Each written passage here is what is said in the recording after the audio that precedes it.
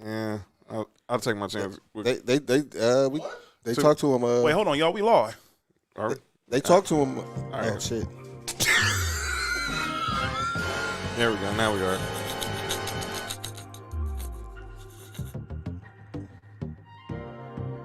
Oh boy.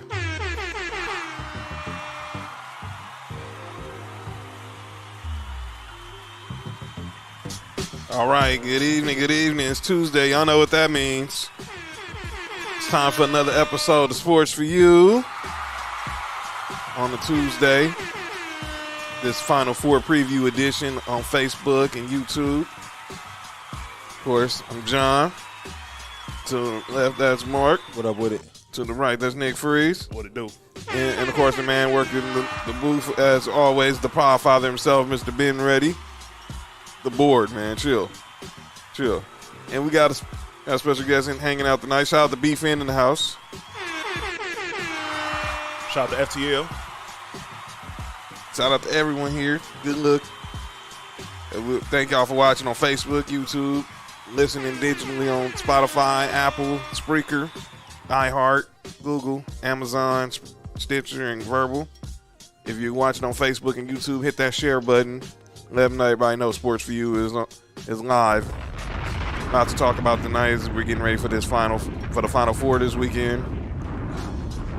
A lot of NBA talk. Obviously, trade deadline pass. We're officially a month away from the NFL draft. About time. We're getting close to the return of fans. Thursday, opening day in baseball. So a lot going on. Just think about where we were a year ago, where sports was. This time last year, nothing. And now everything is happening now.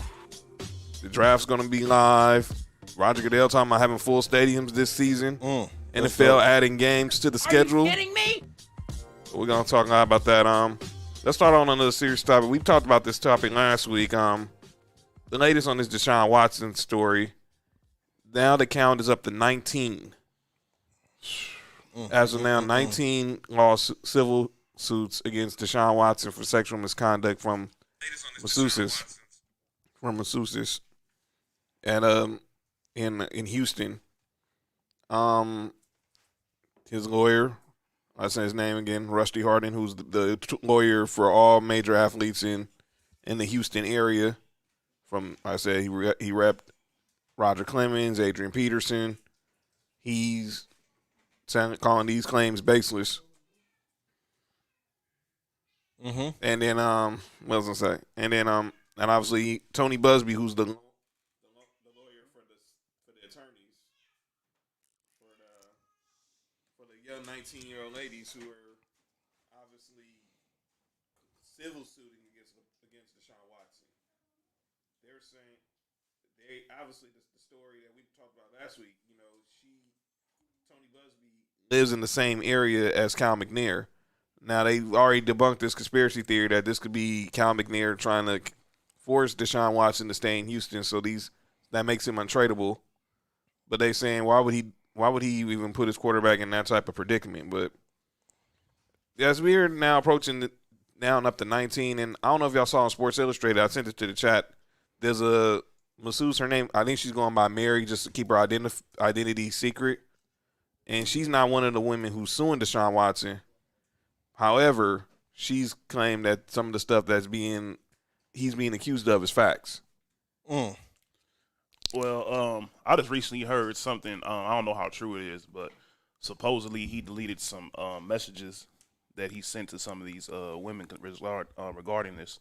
So if that's true, that's not a good look at all. And they said even if it's just something like saying like why would any type of contact with them in general is just bad. That's what I heard too. I heard that he was in contact with some of the. That's what one of the latest lawsuits are saying. That that's bad. That's not a good look at all. And I also heard that one of the ladies is not even suing him for money. Oh yeah. So that kind of make it seem like I'm not here for the money. Like this is what's really going on. You know what I'm saying? It's not a good look. Not a good look at all. It's not looking good right now for Deshaun Watson, and obviously he's untradeable right now.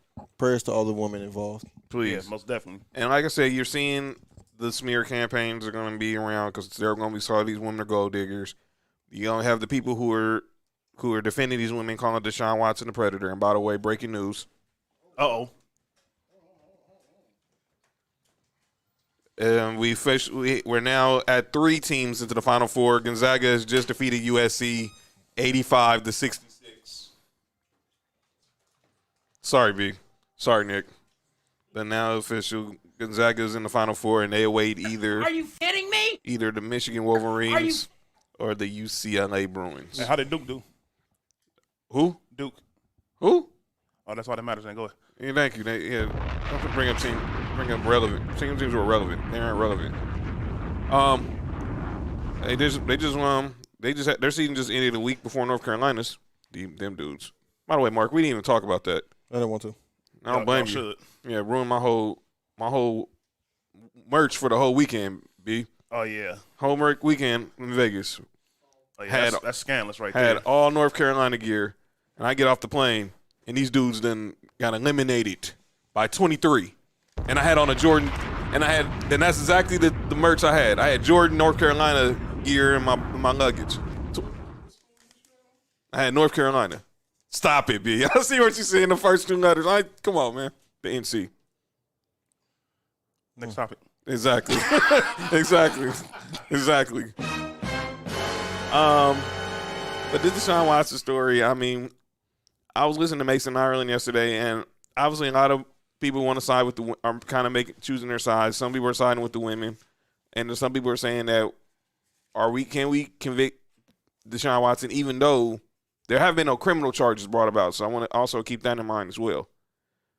This is going to be some tell me this is not going to be something that is solved very quickly. Yeah, I kind of have to agree. That's why I really haven't tried to give my opinion of this situation really too much because I'll chime in like something new, some new evidence or something will occur. I'll chime in, but overall, I haven't. Even me personally, I don't have no real opinion of he's innocent and they're doing it because at first it seemed. I'm one of those people, coincidences. I'm like, wait, this is just weird that he wants to get, as soon as he wants to get traded, all this happens. But, it started, once the numbers start getting to a certain point, I'm like, maybe not all of them are, all of this isn't just fabricated. Right. Yeah, sometimes where smoke is fire. Most definitely. And even if it's just a match. Mm-hmm. And I think there's a lot of smoke right now around Deshaun Watson. And it's not good at all. And I'm telling you, Rusty Harden, this is going to be different from you defending Roger Clemens of perjury. Yeah, this is Adrian Peterson for child abuse. Yeah. 19 different women. This is not. That's enough to throw the book at somebody. And we haven't heard from Deshaun Watson. Obviously, we haven't heard from these young ladies who are the victims and the plaintiffs in these civil suits or the NFL. We definitely haven't heard from them. But they've told the Texans they are doing an investigation. So the Texans have heard from him, but we haven't heard public for him. So is he? It goes back to what we said. Was it last week? The NFL exempt list. Yeah, he should be on that. He should be on that list. Seriously. And they still haven't did it. I think I'm gonna give you a target date. April 19th is the first day of OTAs. Now he'll be there. If he shows up, I think already maybe keep about 48 hours before OTAs.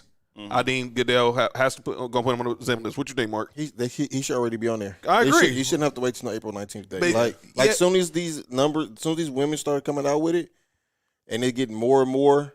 All right, we'll put you on the NFL exempt list. Yeah, and it's not like he's not getting paid. He's still getting paid. It's like what we said last week. It's just it looks good. It looks like it's progression going on. At least it looks like you're proactive instead of reactive. Yeah, and you continue to be reactive on topics like this. It just looks like you don't really care. Yeah, and you supposed to been progressive by hiring all these women to help with everything. True. Shout out to them. That man need a bomb. Drop that bomb on them, B. That was nice. That was nice. Most definitely. And it's like a slap in the face. Like if I was one of the women that was involved in this process, I'd be like, what's the point of you hiring me, to help progress everything when it's just not. Let's just be real. It's really not. Because let's be real, it's not. This is for sure. Yeah, really. It really is. It really is. I mean, obviously, this all started when the Ray Rice video happened. So obviously, that was just the ultimate reaction. They Because they had the evidence. Mm-hmm. And Jay Glazer, I remember he was on Dan Patrick. It was right after the Pro Football Hall of Fame. And Dan Patrick asked him, why hasn't we heard anything about the Ray Rice tape? It's like, they haven't seen the tape. Yep. But they know, because he told Ozzie Newsome, I did what was seen in the video. Yeah, that's the thing I always said was dumb because, that's kind of like double jeopardy. You already gave him. They gave him like 2-game suspension. Well, no, it was more than 2 games. No, that was it. So he was originally going to be suspended for 2 games. Oh my Lord! So you gave him this little whatever slap on the wrist, and you fined him or whatever you fined him, and then all of a sudden, when everybody else can see what you've already been told, all of a sudden it's a big problem. He's banned from the NFL and all this. He's untouchable now. I say it, and I say it then, and I said it now. If Ray Rice was Ray Rice of his peak, and this video happened, his career would not have ended the way it did. Yeah, of course. But this was Ray Rice, who wasn't averaging 4 yards a carry for Baltimore when they were going to winning Super Bowls.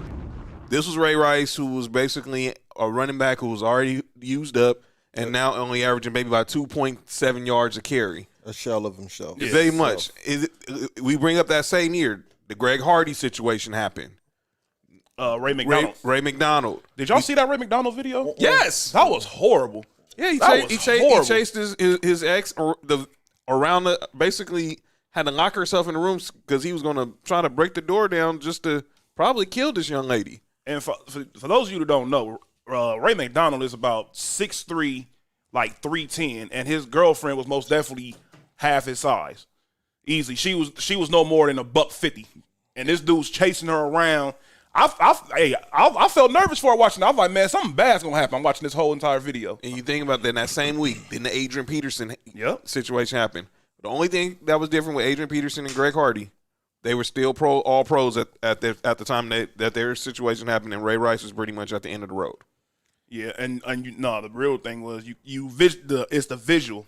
You couldn't see their crime. Hey, football players who name Ray be having wild off the field stories. Or Lewis. Ray's that playing Baltimore? Ray Lewis. Oh, or Carolina. Yeah. Oh my God. That's the worst. That's what I said. Rays who played in the NFL. Ray It's crazy. It's crazy you bring that up because I was watching that because Steve Harvey brought that up on the Kings of Comedy. One got away with murder, that one didn't. Huh? Oh, Ray Lewis. Yeah. are we talking? I thought y'all was talking about OJ. Oh man, nah. OJ didn't do it. Glove don't fit, must have quit. But yeah, Ray Lewis. By the way, the white. Everyone brings up. I love how everybody brings up the white suit. Mm-hmm. It's like what happened to the white suit? Still got blood on this closet. Yeah, exactly. Man. That's just that. Look, to all the women out there, if you get into these situations, please just get away from it. Please get away from it. And also, if these situations happen, I know there haven't been no criminal charges filed yet against Deshaun Watson. And I know some women are afraid to go to the police because they don't want to feel like they're being ostracized because it's a men, basically a men's industry with football and this and that. Don't be afraid. Just still do what's right for you. If you feel that you were wrongfully harmed, go tell somebody and get the help you need physically, mentally, whatever, and whatever you need. And law enforcement, take these women serious. Yeah. Seriously. I know Deshaun Watson is a model citizen off the field, but as it was pointed out in the Yahoo article today, sometimes you don't know a person because they have so much that they can hide behind all the good that they do. Bill Cosby. Another story, and then we'll get into the sports. As I said, we're getting close to MLB opening day, but we want to talk about something else off the field with MLB. In the world of sports, there's been a lot of talk about. There's always been talk about sports being progressive when it comes to politics and stuff. And we're not a political show, but we like to keep it real on certain topics, like we did with Deshaun. Back in the 90s, we all remember NFL gave the Super Bowl to remove the Super Bowl from Arizona because they didn't want to recognize Martin Luther King's birthday as a holiday. Right. Mm-hmm. We remember back in 2017, the NBA did not remove the All-Star game from Charlotte after the trans bathroom bill was passed. now we have the situation in Georgia where they're trying to still use voter suppression to hinder people from voting in public elections. And Jemele Hill, the great Jemele Hill, had an article to say this morning in the Atlantic where she is suggesting that MLB, who will be hosting the All-Star game in Atlanta, and for those who don't know, if y'all have watched before, y'all know Mark is a Braves fan, that they should consider, until this bill is this act is overturned by the Senate, they should not be allowed to have sporting events of that nature, like the All-Star games. We just had the NBA All-Star game in Atlanta because of the pandemic. But they should really consider removing the All-Star game in Atlanta in July. Because obviously, remember, last year was supposed to be at Dodger Stadium, but it didn't happen because of the pandemic. Mark, start with you because you a Braves fan. Y'all would have been the host squad this year. But Jemele Hill's got a point, doesn't she? Jemele Hill has a great point, but it's baseball. Good point. And as far as we know, baseball is still baseball. Have the same mindset. You got some comments? But yeah. But and then like I said with baseball, 8%. I'm gonna give you that number again. 8%, B. 8% of people of us brothers, people of African American color, are wearing MLB uniforms. Only 8%. And that's after they had the whole RBI baseball, trying to revive baseball in the inner cities, having all these baseball fields. If you go down here where we're at here in L.A., going to either down at Ted Watkins or go over to like on Main Street or wherever, or any part of the inner city where they've had these these fields that have been revitalized to try to encourage more young blacks to play baseball, and it's still not working. I know one thing that they could do to help. How about bringing more minorities and promoting everything within baseball, ownership, coaching, players. Baseball just do a bad job of promoting their players, their key seriously. players, their star players, and it's not. I'm not even talking about a racial thing. Like This is period. Yeah, like seriously. Mike Trout might be the best player in baseball. Yes. Most people, if you see Mike Trout walking down the street, wouldn't know who he is. I mean, but baseball is not a flashy sport. It's never like that. The flashy shit was in the 90s. Yeah. That's when all the flashy players were there. I get it, but Even then, with like Mark saying, with even when Barry Bonds was at his go back to Pittsburgh, Barry Bonds, he was at that time probably the best player in baseball. no problem. Even flashy, you got to think like, who was the flashiest player in baseball back then? Be honest, it might have been Griffey. Deion. Deion for real. But And it's fun. he was only a part-time player. But it's fun. But what I'm saying is for a sport where your face isn't covered, there's nowhere in the world most people don't know who Mike Trout is if he walked down by the street. If he walked down the street by him, you don't know who Mookie Betts is. Like, we know who NFL players are, and most of the time we see them, they have a helmet on. Right. You know what I'm saying? Are we talking about just us or people?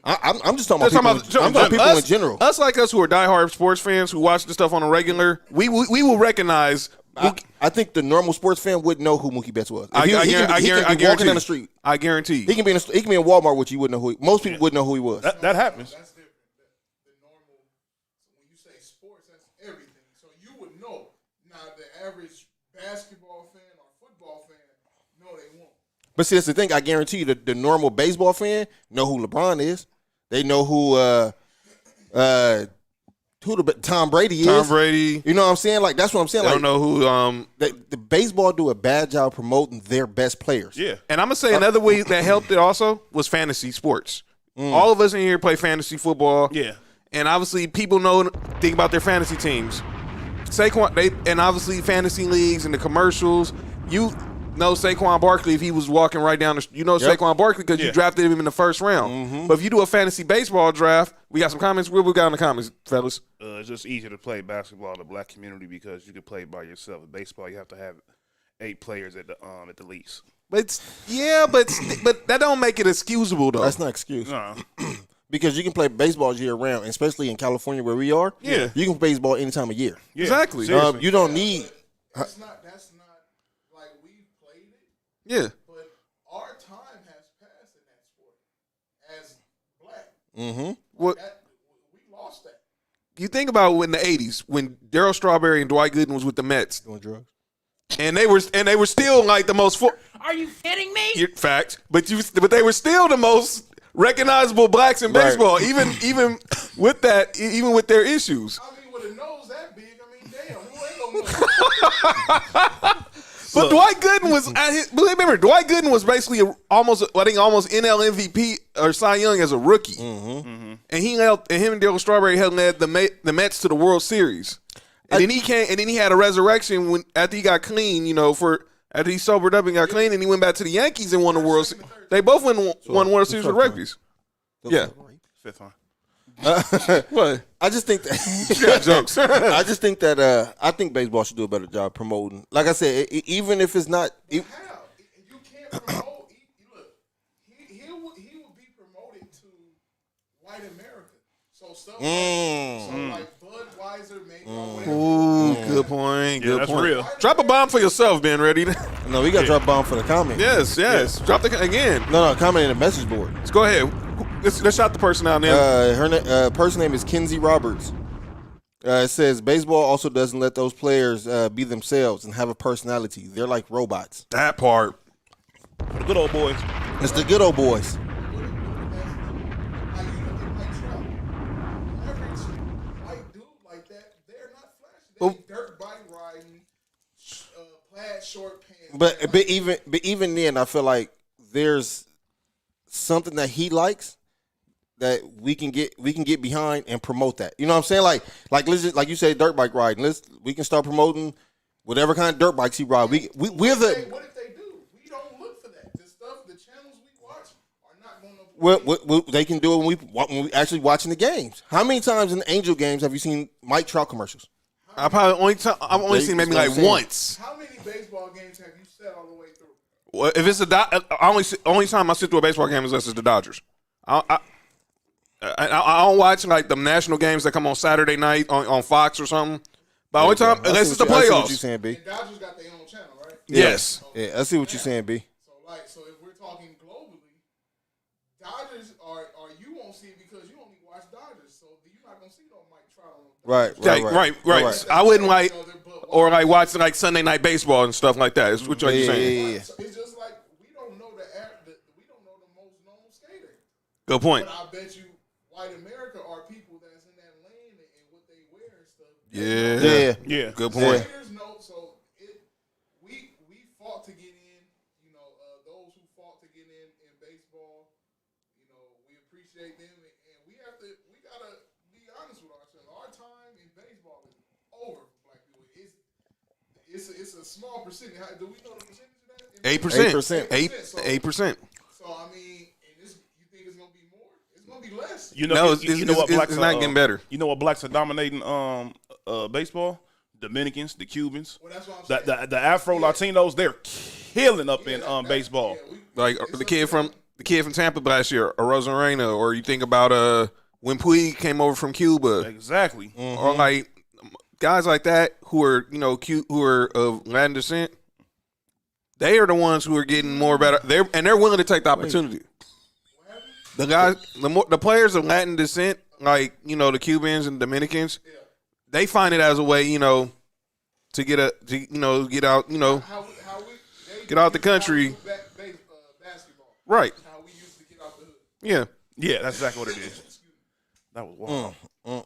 So Wow. I mean, at the end of the day, we're not going to see that because that's not what we're looking for. What are we looking at? What are we following on social media? We're not going to see none of that stuff from Mike Trout. Got you. Good point. Good point. He may be a Kawhi Leonard. He is. He is. So there you go. Same thing. Well, Kawhi Leonard got commercials. Shout out to Big Homie Smiles with the prayer emojis in the chat. Shout out. Oh yeah. But yeah, it's so. Do we agree that if this that the House does not overturn this bill on voter suppression in Georgia, that the MLB needs to act fast and relocate the All-Star game? You have 2 months. You got 4 months. I'm gonna be What? honest. What Go you, ahead. what'd you say, B? They don't have to. Yeah, They don't have to. They don't have to. to. I'm saying if they do, they have 4 months to do it. But I don't think they're going to. And what 8% are going to stand for? Andrew McCutcheon ain't. but just honestly, probably Mookie Betts, guy you say McCutcheon. I don't know. Is Adam Jones still in baseball? Pac-Man? No, not that. No, the one that was played for the Orioles, not that one. Oh, that's only Adam Jones I know. But guys like that, or like even like guys who we grew up watching, like the Kenny Loftons, Griffey's now working for the MLB now. Sure is. He's now advisor to the commissioner. That's dope. And he's about his money. Good point. And he loves his sport. Good point. And they're going to feel nothing. You know, it should stop it. 8%. That's not a. If 8% of their ratings drop, and that means all of the black people stop watching baseball. The 4 or 5 that do, are they going to take a big hit? No. Because it's an old. Because like I said, it's an old person sport. Yeah, man. It's it's the good old boys club. You know what I'm saying? And that's why I say I saw that. Shout out to O. Going back to the question you asked, you know, about should baseball do that? Speaking from a baseball point of view, no. Why should we? Good point. Yeah. I don't see what I mean. I don't think it's gonna happen. I know, and I understand what Jamel was bringing up the points because she brought up when the NFL took the Super Bowl from Arizona over MLK Day. Arizona's a racist. Yeah. What's the percentage of blacks in that? Good point. Yeah. 75,000, 75% NFL is black. 1,000. You sure it ain't more than that? It might be close to the 80, but I'm just thinking about last time I read a stat. It was probably mid. Or everybody? Probably the blacks is probably somewhere to 75 to 80. If you talk about players, probably like 80, but in general, it's probably like about 75. And then remember we talked in the NBA removed the All-Star game in Charlotte in 2017 over the bathroom bill. That ain't got nothing to do with race. That had nothing to do with race. That was just, That's a different show. and then Different show. and the trip was Jordan was the one who signed off on and because that was taking money out of his pocket. He stood for the side of equality. Which has been because remember we talked about The Last Dance. We brought up the whole Republicans buy shoes too comment, and you think about ever since that happened, he's been obviously building up hospitals and the medical facilities in the hood for those who can't go to the nice hospitals out of their county and stuff like that. He's putting a lot of medical clinics in the hood in Charlotte in North Carolina that he didn't have when he was a kid growing up in North Carolina. So I say but then I don't think MLB is going to do it. Cause like I said, they're a predominantly white sport. And obviously, we saw how Rob Manfred was with the whole situation with the tech with the Astros. We saw how Bud Selig was with the whole steroid situation. I mean, I'm just like I respect for Jamel Hill's opinion, but I honestly don't think it's going to happen. Yeah, because I think MLB actually lose more money doing it that way. Because it's not going to affect it is going to affect their fan base is going to be upset that they did that. Yes, they will lose more money. They will lose way more money. Yeah, that's why they're not going to do it. What shows black support about the MLB? Where do you see black support at? Honestly, I didn't see none until last July. Yep. When the whole Jacob Blake shooting happened, I'll say this: I know their team within you wouldn't see it on a national basis with the suits in the front offices in New York, but in the locker rooms you could tell. When I looked at what happened with Jacob Blake, the Dodgers, when they say we're not playing, Dave Roberts was like, you know what, I'm not managing this game, and then Kershaw was willing to. Obviously, everyone brings out Mookie, obviously, but Kershaw was the first one who stood up, was like, you know, if y'all not playing, I'm not playing either. And then people went behind, and then I went, after Kershaw and followed his lead. Because remember, the Brewers were the first really team, the Bucks, and then the Brewers did it.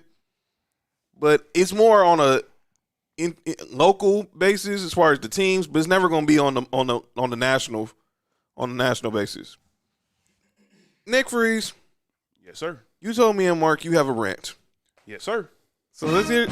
So before we get to the Final Four, we want to hear what do you have to what do you have to rant about right now?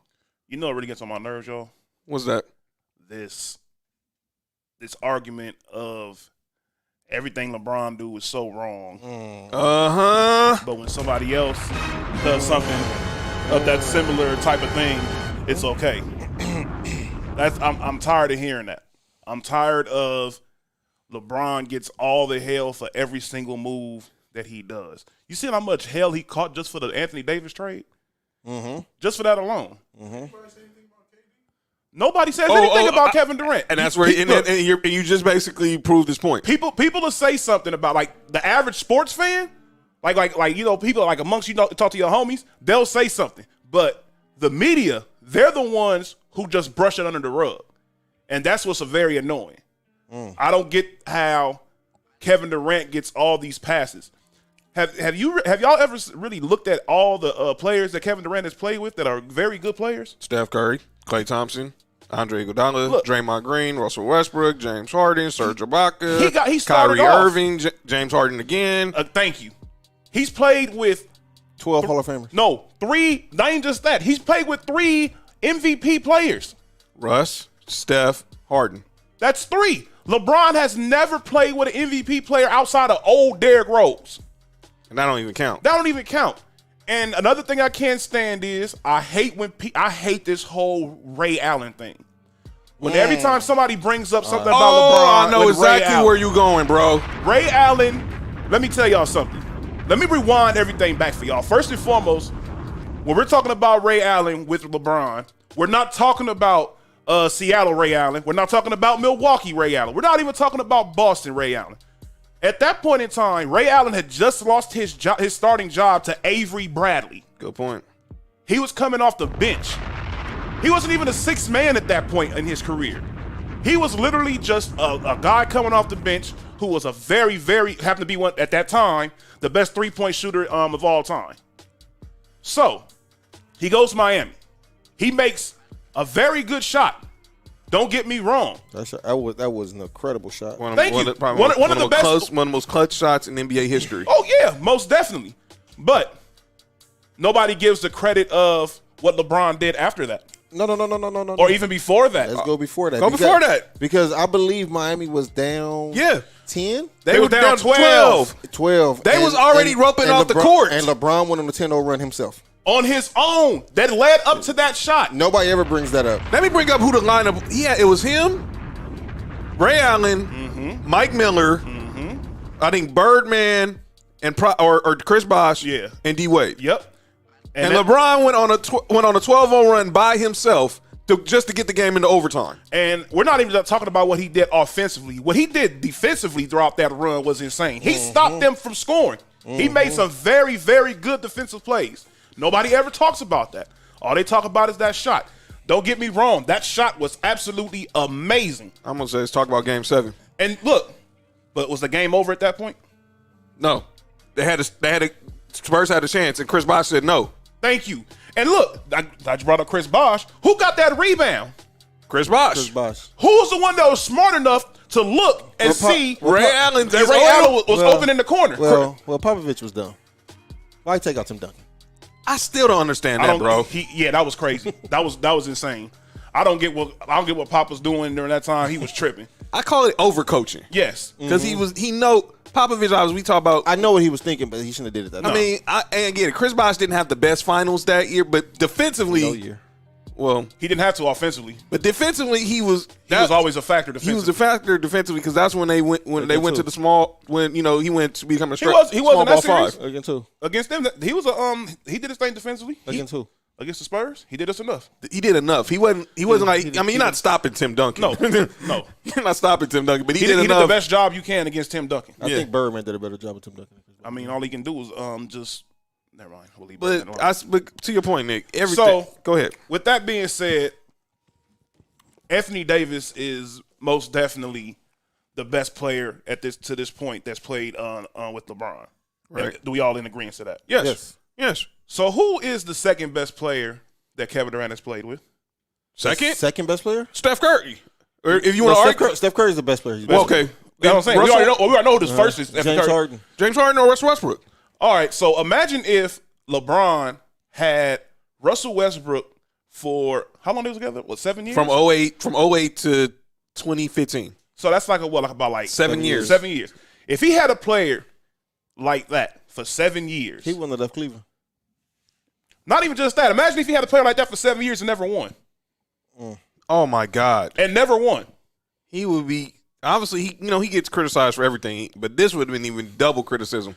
That's what I'm saying. So they always bring up Kevin Durant is just this great player. He's this and that, blah, blah, blah. Kevin Durant has had the most help out of any superstar I've ever seen ever in any sport. Yeah, I'm going to leave that alone because obviously, I've never, ever seen.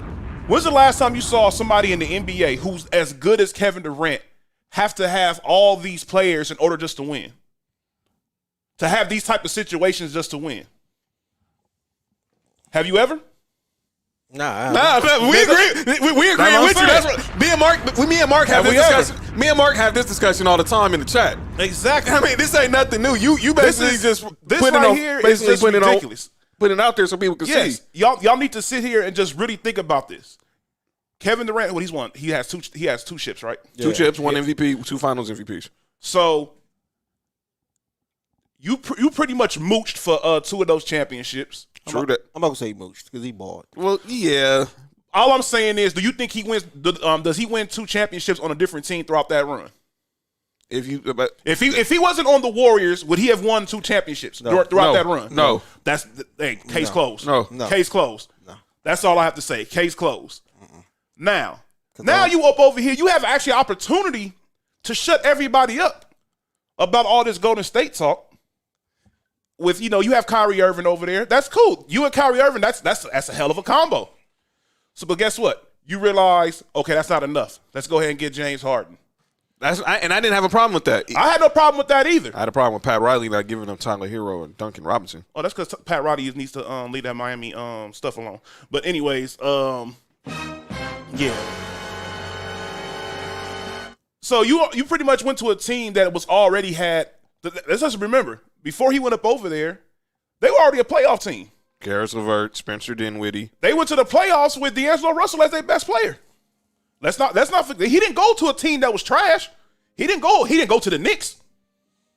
If he would have went to the Knicks, he would have been great up over there. He chose to go to a situation where he already knew that if he can make moves, he can. Don't get me wrong. There's nothing wrong with that. But I just don't like the fact of he gets the pass for this and LeBron doesn't. LeBron gets criticized for everything. Anytime, what did Shannon Sharp say? Anytime the team is good, it's because of somebody else on LeBron's team helped him win.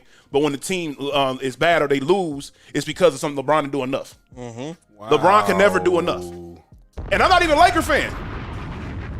Let's not forget that, everybody. I'm not a Laker fan at all. He's not. But He's at a some, Clipper fan. yeah, most definitely. I'm a Clipper fan. At some point, you got to really sit there and really realize what's going on. Mm-hmm.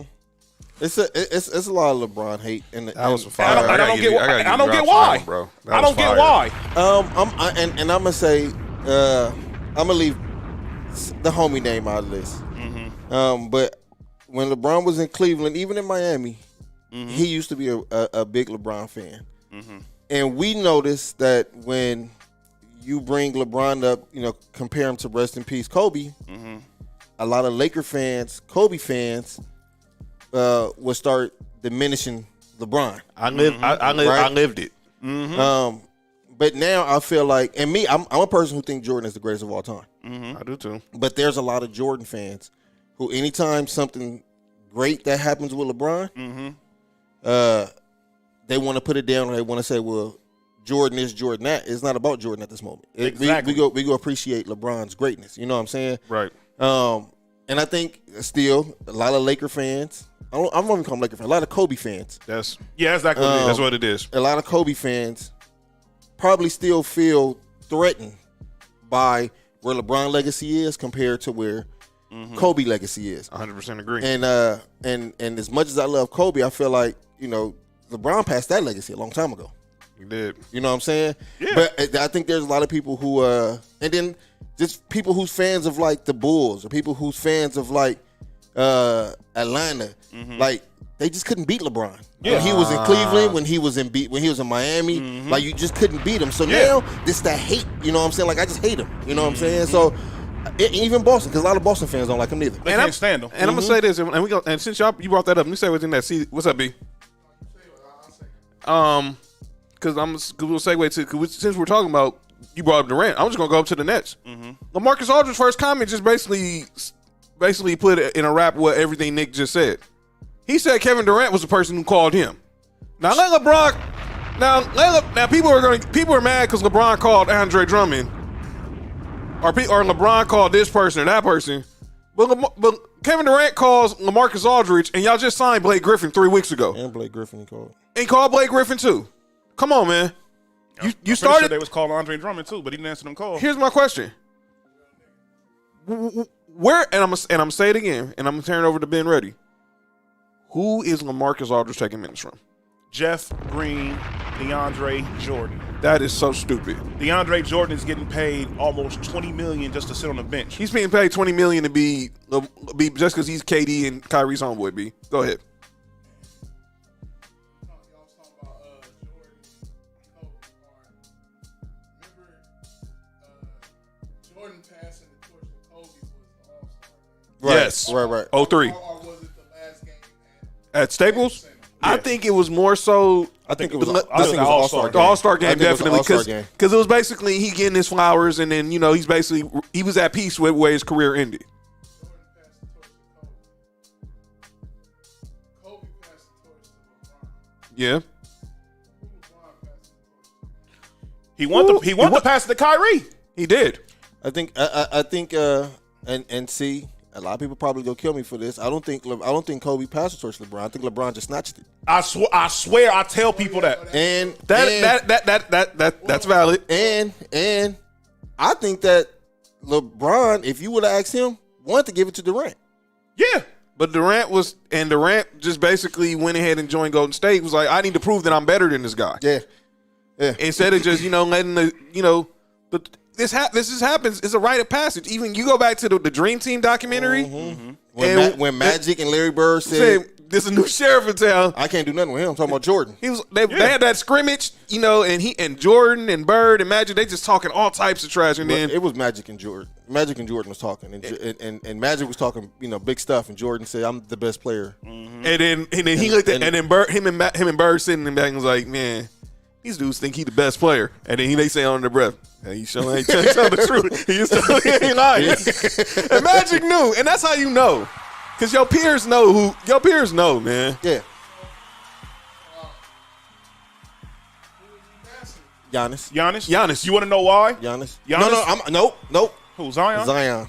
Zion is the future of basketball, and people do not want to admit to it for some apparent reason. Zion has everything. He has the personality. Yeah. He has the great basketball IQ. He can score. He's a likable person. He doesn't really do anything. He doesn't do anything wrong on the court. People say he's overweight. He can't shoot well. What, he loses like 10 pounds? What you gonna say now? I'm like this. He's averaging the most. He leads the league in points in the paint. Play defense. Pretty much. This defense. dude is 6'6", about 280 The dude is averaging 20 points per game in the paint alone. That's best since Shaq in 01 and 02. There was no problem with Shaq. Every comparison, I saw this on Get Up yesterday. I don't know if I sent it to the chat, but here they had basically compared Zion to Shaq because that's who Rick Carlisle compared him to. So Zion is averaging 19.7. Just say averaging 20 points in the paint. That's the best in Shaq in 01 and 02, which was the final year of the Kobe Shaq 3P. He's 25 points. He's had 4 straight games where he has had 25 points on 65% shooting. That's insane. That's the most since Shaq in his last year in Orlando, 95-96. And then he has 20 points on 60% shooting in 23 straight games. That is the most since Shaq in 01 when the Lakers went 15-1 in the finals. In the playoffs. And Colin brought up, I was listening to the Herd today, and he brought up a point, and I want to get your guys' thought about this. Will Zion be the first guy? Because he's in the he's in the prove it stage right now, where he's proving, his status as a superstar. He thinks he does. Colin said this, and this is interesting. He think he does the opposite of LeBron. And you know how all these guys they sign they first big contract after their rookie deal. He think that Zion might pull the Pelicans card and say, if y'all don't get better, I'm not signing, and go into and take a qualifying offer and basically go into unrestricted free agency. He's a good enough player to do that, and he has enough. He most definitely has enough. By that time, he'll have enough interest from everybody in the league to most definitely. If he decides to leave from over there, New Orleans is in trouble because they're not going to find somebody to match that production, because that right there, that's literally somebody you can literally build your team around. And don't get me wrong, they've actually built in my opinion, the team is built well. They're just young. Yeah. They're just young. Everybody's just young. They're a very young team. Yep. I think if they kind of remind me of like how OKC was those first like 2 years. You can see the potential in the team. It's just when is it going to happen? Right. And that's what I see with them. They have Lonzo, who is the perfect point guard for their system. Even though he's gotten more aggressive with shooting, which is cool, it hasn't really affected his assist numbers too much. He's still good on defense. They have somebody good come off the bench and Josh Hart. Mm-hmm. They still have Steven Adams. In my opinion, is a very underrated pickup for them. It was. Very underrated pickup. I'm going to give you another guy to look out for on the Pelicans. Nickeil Alexander-Walker, SGA's cousin. Mm-hmm. And what's his name? Hayes. He's good too. They are really high on him. No, they have a really solid team. Like They're you just said, young. They just young. They're They just they very gotta young. Grow. But I agree with you, John. I think his next team is going to be the Knicks. Man. Because he really wanted to go there. And I think he's not going to go there by himself. His childhood buddy. RJ Barrett is there already. No. Wait a minute. Nope. Ja Morant. Ja Morant. Hold on, man. Hold on, man. But I'm just saying, like, because they both from South Carolina. Good point. They play AAU together. It's So Zion, Ja Morant in the Garden. mm-hmm. With RJ Barrett and RJ Barrett's the third best I don't player. think RJ Barrett gonna be there. You probably won't if they can get Zion and Ja Morant. Nothing against RJ Barrett, but Bye. Yeah. And then I think LeBron go pass the torch down to him because let's just say LeBron in 2 years he retire in 2 years, right? right. At that year, Zion being his 4th year. Yeah. So at that time now he knows how to play basketball in the NBA. He knows how to be a professional. He's still learning all that right now as he's killing. You know what I'm saying? He's still a kid. Yeah. He didn't even have a full year last year. So Exactly. this year, he's still learning how to play basketball as a professional. He's still learning how to be a professional off the court. By that time, I think it's gonna be if he stay healthy, it's gonna be crazy to see where he goes. He's like a small Shaq or a Charles Barkley with LeBron handle. Man, Yeah, that's crazy. That's crazy. And I told people You see why we wanted him at North Carolina, Roy? Next time, pay him more than Duke did. Yeah, pretty much. And see, I've been following Zion ever since like he was in like 7th, 8th grade. Cause my boy Nick, shout out to Nick. Yeah. He used to watch AAU games a lot. We used to go over there and he showed me like, hey, he's like, man, he's always like, man, this dude's gonna be good in like a couple more years. And I saw Zion and he's like dunking in 7th grade. I'm like, who the hell is this dude? He's over there doing like windmills. Yeah. My cousin Kevon had his birthday today. He just turned 21. We was in Tennessee for my for our grandmother's birthday. Mm-hmm. He was watching YouTube. He was like, you heard of Zion? I was like, who's Zion? It's like this Zion. He's a dude in high school player. He's like the best dunker in high school. He showed me all these highlights of Zion in South Carolina. I'm like, Yeah. ooh, this is different. And if you think about it, his game has evolved because when he was a junior in high school or senior in high school, he was just mad athletic. Yeah. Like, you know what I'm saying? Like, that's what it was. But you can see he took a step at Duke. It didn't really show a lot because RJ Barrett, you had the ball a lot. But you can see his game developed from when he was in high school to now. Then you look at his rookie year and then the sophomore year, and now you can see like, oh, this is a completely different person from when I saw him as a freshman at Duke to where he is now. Yeah, for That's real. what I'm saying. Like, so I think there's no ceiling for him. I'm gonna say that's this. crazy. Look what happened when he lost his shoe. Yeah. And Duke was not the same team. And he came back right before the tournament, and I was like, okay. And I told people before the season that started, I was like, Duke, in my opinion, Duke was supposed to win. The only reason why I said it, and it ended up being true. I was like, the only reason why Duke wouldn't be able to win because of RJ Barrett. Hey, y'all gotta read the comments. What's he say? Y'all have to read the comments, man. Okay. Where we at? Let's see what's going on with the comments. What's going on in the comments? Go ahead. What you got, Mark? All right, so the first one, Kenzie, that's a great point. It said LeBron gets a lot of hate because when he came into the league, he was automatically placed over Kobe as a rookie, which was blasphemy in a lot of people's eyes. I get that. I get that. But I remember that rookie year, a lot of people thought him, D-Wade, and Melo should have been on the All-Star team. And where was the All-Star game? It was at Staples Center. It wasn't happening. Yeah. It wasn't happening. Um, Especially that year because, Shaq won All-Star Game MVP, but you wasn't going to get Kobe in a year where he was in true MVP Mamba mode. Yeah, he wasn't over Kobe in his first. That he went to the finals. LeBron went to the finals his third year, right? Fourth. Fourth 03, year? 03, he came in 03, 07. He was 21 years old. I'm gonna say that year when he scored the last 25 My on God. Detroit. He put himself in that category. No, he put himself as the best player in the league at that point. at that point. And a lot of people, people's eyes, Hey, that's have real though. They share that same opinion that Mark has. They feel when he basically put the Cavs on his back that game when they was basically almost done. They should have lost that series. Yeah. They shouldn't have even been to. They shouldn't Even been in the Eastern- conference they shouldn't have been in the finals. finals. Yeah. Yeah. Didn't he average like almost 30 that year? Yeah. He averaged 30. That was the time when he led the league in scoring. I think he averaged 32 or 30. No. He led the league in scoring a couple years later. Oh, okay. Kobe He averaged 30 twice. Oh, yeah. That was Kobe's. That was the second year when Kobe led the league. Wait, in hold on. scoring. That's when Kobe went crazy. Wait. They say LeBron's not that good of Your a scorer. fan. But Your he fan. averaged 30 twice? Your fam. Don't do that. What? Don't do that.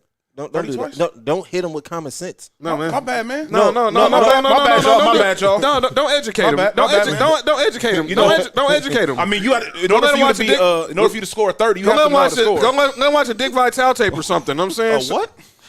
Remember the line in Above the Rim? Remember the line in Above the Rim? Oh my God, man! I thought you said something No, pretty I did different. not say that. I did not say that. Yo, I was about to Hey, unplug hey, but- everything in this Nah, room. we ain't. whoa. Not that. Hey, That line, hey, the look. famous line in Above the Rim with Kyle told Shepard, go look at a certain former coach's tape. That was exactly what I'm saying. Hey, but look, Go watch the movie. It's funny that you brought that up. That was the year I became like a super LeBron fan. Like at that point, Yeah. Shaq was my favorite player. Right. And I remember watching that. How old was I during that? I was probably like 12, 13 years old. Right. I was in middle school when that happened. And it was a trip. I'm like, man, this dude is unstoppable. I'm like, he's only 21? Like, it was crazy. And again, it's the same thing. Like his time, it was no ceiling for him. My God, that team was garbage. but- It was trash. But I'm gonna say this: that part right there, Gibson. that particular point. If somebody say LeBron was the best player in the league at that point, I can get it. right. Honestly, I'm gonna be honest with you. I'm gonna say about 2009, 2010. He established. No, That was to me when I say thought LeBron. It was That, became the best player. that in the league. first year he won MVP, I thought that was the year he That- took that- the he that was still- like he took 07. the torch. That He was like snatched 07. the torch because from Kobe was second in MVP that year. He should've- People forget about that. He should have won MVP from 2009 to 2017, maybe. Yeah. No, 2020. Yeah, Straight. Yeah. No, straight. Yeah. Because we are. Well, sorry, Westbrook. That was last. That was Well, that the was first year with the Lakers, I give you that's it. Hey, Kenzie says Zion is a bad boy, but he still walks like he's being sent to his room by his parents. Hey, that's funny. Man, the comments is crazy. Kenzie says Zion is a mix of Sean Kemp, LeBron, and Rodney Rogers. Hey, you know what's funny? Hey, that is a. That's a crazy. That's a crazy comparison. though. Hey, and a lot of people don't know about Rodney. Everybody know Rodney Rogers is the NBA Rodney Rogers. They don't know about Wake Forest Rodney Rogers when he was dunking on people. Don't remind me, dude. Don't remind me. You have to deal with that in the ACC, man. Come on, man. He was dunking on people. All right. Let's talk about. Speaking of, we talking about former Durant teammates. Brian Windhorst today on the Hoop Collective podcast, he dropped some bombs. Give it up for Nick Freeze. You know what I'm saying, ladies and gentlemen, dropping the knowledge. No, because that started a dope rant. It really did. We went on a dope little tangent there. And I'm thinking we're going to go on another one because Brian Windhorst was on the Hoop Collective, and he's saying LeBron James at the All-Star game, and you guys brought this up when we recapped the All-Star I'm game. to tell you, man. LeBron James is already recruiting Steph Curry to come to the Lakers in 2022. And people think this is total BS. Let me be perfectly clear. If the Warriors do not re-sign Steph Curry, They're the dumbest franchise in history.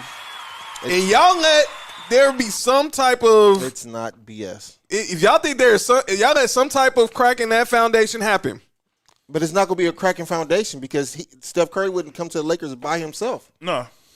Clay was going with him. You also got to think Clay has been wanting to come to the Lakers. He was supposed to get drafted by him. that would be a whoa. This is It's look, not going to be a crack in between them two. They just going from Northern Cali to Southern Cali. I always said this too. I was like, don't get me wrong, great as a shooter as Steph Curry is with LeBron, that would be insane. But a player like Clay, Be honest, Clay is actually the perfect compliment to LeBron. Perfect, because he could play defense as well. And all he needed to do is just make sure that when LeBron throws one of them no looks, Oh, he's gonna make it. He needs this much space exactly. That's it. to get a shot up. Yeah, for real. Yeah, Then he dropped like 37 and a quarter. Yeah, that's insane. He's dropped 60 in 27 minutes How do you do that, man? Well, like what? 2 dribbles? with 4 dribbles.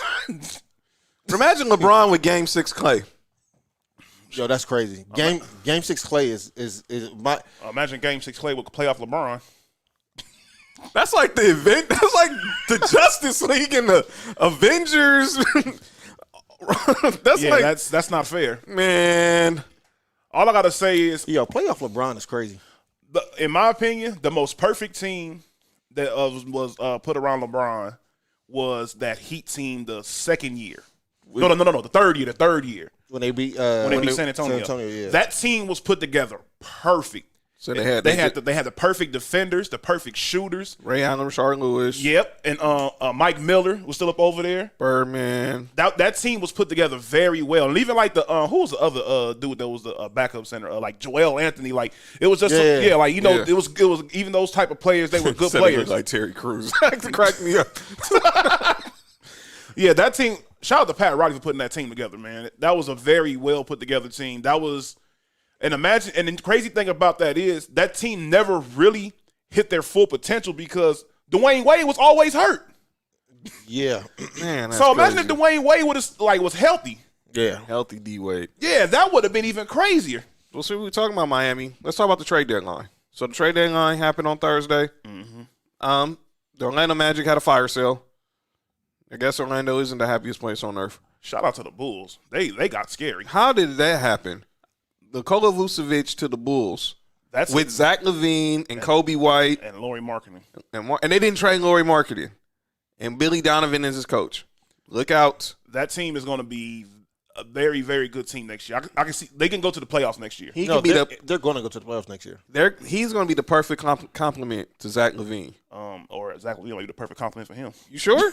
I don't know, man. He might elevate Levine's game. And Yeah. they're both all perennial all-stars now. In all seriousness though, the person he's going to help the most is going to be Laurie Marketing. Absolutely. Because Laurie Marketing now at this point, he can go back to shooting those 3-pointers that he likes doing. He don't have to worry about protecting the paint like that no more, getting the rebounds. He can go to averaging like He's about, more of a finesse player. yeah, he can go back to averaging his 17, 18 points a game, getting like about 5-6 rebounds because you got Vucevic is going to average 22 and like 12 because this dude is just He's a walking 2010. this dude gives teams problems. And I Zach remember LaVine averaging 27. And That's you give him insane. like a good 16 or 17 from Kobe White. do they still have what's his name over there? Jonathan Isaac.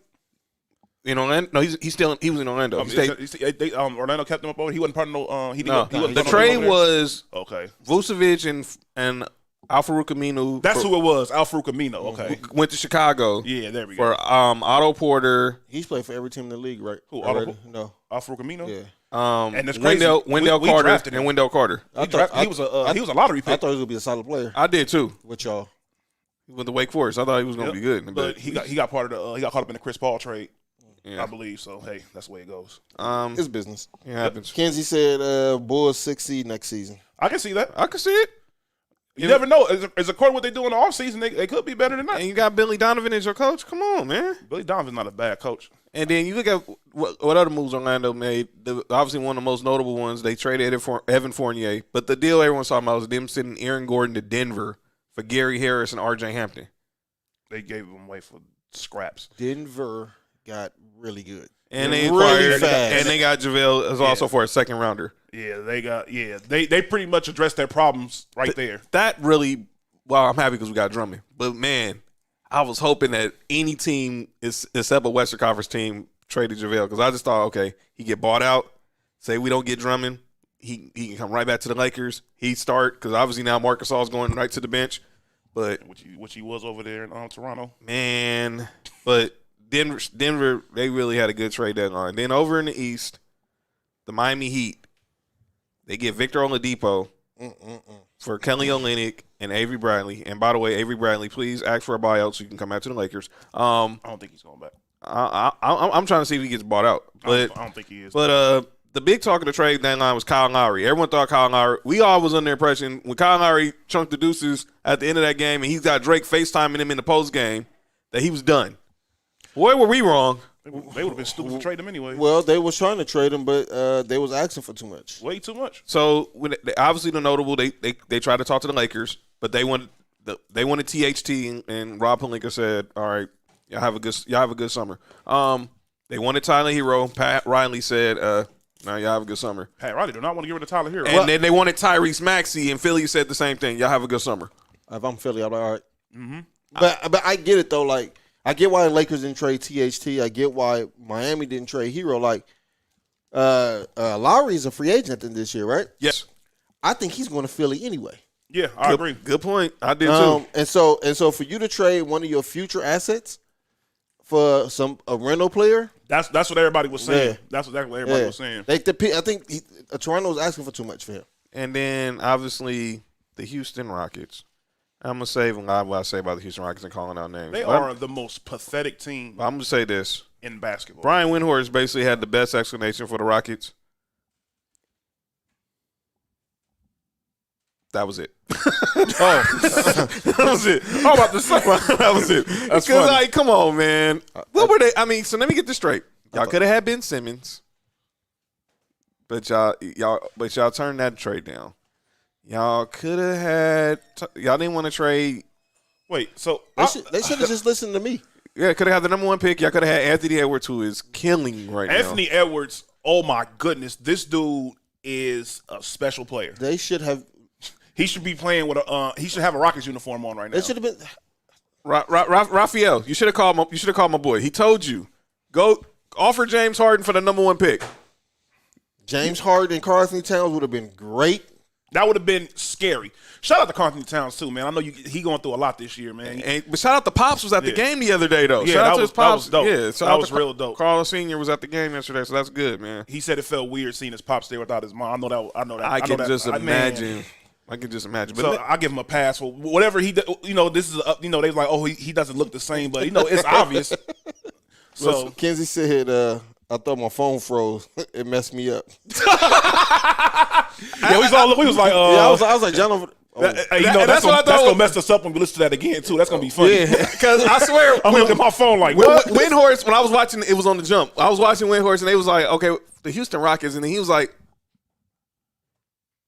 save my comments. So I was like, man, because he said there to one of those real long dramatic pause, and next thing you know, that was just funny. But I yeah, feel sorry for John Wall, man. He and he's playing very well this year too. Like he looks like he doesn't look like the John Wall we used to, like Right. But you can tell he can get back to that point. I think it'll take a year. So Yeah. I think next year. He'll be back to that He'll be point back- he'll be because back to you that can point. see where it's like, okay, you were just injured last year, so you can't do certain moves, but you're not too far away from who you were. I feel sorry for Steven Silas, the new head coach. Ooh, yeah. And He went into he got bamboozled because I'm pretty sure he got into that situation thinking, He's coaching James Harden and Russell Westbrook. and he ended up not. I don't know why he went into that situation thinking that. I think that I agree with what Stephen A. Smith said. I think because of this showing in Houston, because of what his record's will be, he's not going to get another head coaching job. And that's That's foul. messed up. That's That's sad messed because up. his dad was a longtime head coach, Paul Silas. He was LeBron's first coach. He sure was. He sure was. He was coaching. Obviously, he's coached in Charlotte as an assistant. I think he was on the Warriors staff for a minute. He was on Dallas just last year coaching Luka. So he has He got to go through a coaching rehab somewhere. a lot of a good reputation in the coaching industry. But this job is just it's Trash. it's a horrible It's job trash. to have right now. I don't think, to be honest, if he loses this job, I think what's going to happen is I don't think that the teams that go after him are going to judge him off of this season. I hope not. I hope not. Because I hope not. This was a bad situation because let's just be real. At the beginning of the year, this is what it seemed like Houston was going to have. It looked like they was going to have DeMarcus Cousins. Like they was going to have John Wall. John Wall James- and James Harden. Hey, did DeMarcus Cousins get bought out? He got waived, He got way. They just got rid of him. and he's still unemployed right now. And he's gonna be somebody unemployed. I think it was an NFL exec that said that that they wouldn't sign him. Like there's a reason why teams ain't signing him. They talking about he's a liability on defense. He doesn't score the way he used. He's basically a shell of himself. What it is I think that his reputation is probably It's killing him. It's killing him. It's Yeah. because, and then like you said, it's a mixture. It's not he's not what he used to be. Right. Offensively, he never was really good defensively like that. Nah, he never was. But I think that the fact that he's not what he was offensively, and then his reputation is if he had like an Al Horford type of rep, he would have a job. Yeah, now Horford's now just riding no, the bench. Yeah, he said he said he's not playing no more this year. He said you'll let No, the the Thunder. Oh, no, the the Thunder Thunder said he he's told not him he's playing. not playing anymore this year. They said that they already said they're trading him in the offseason. Oh.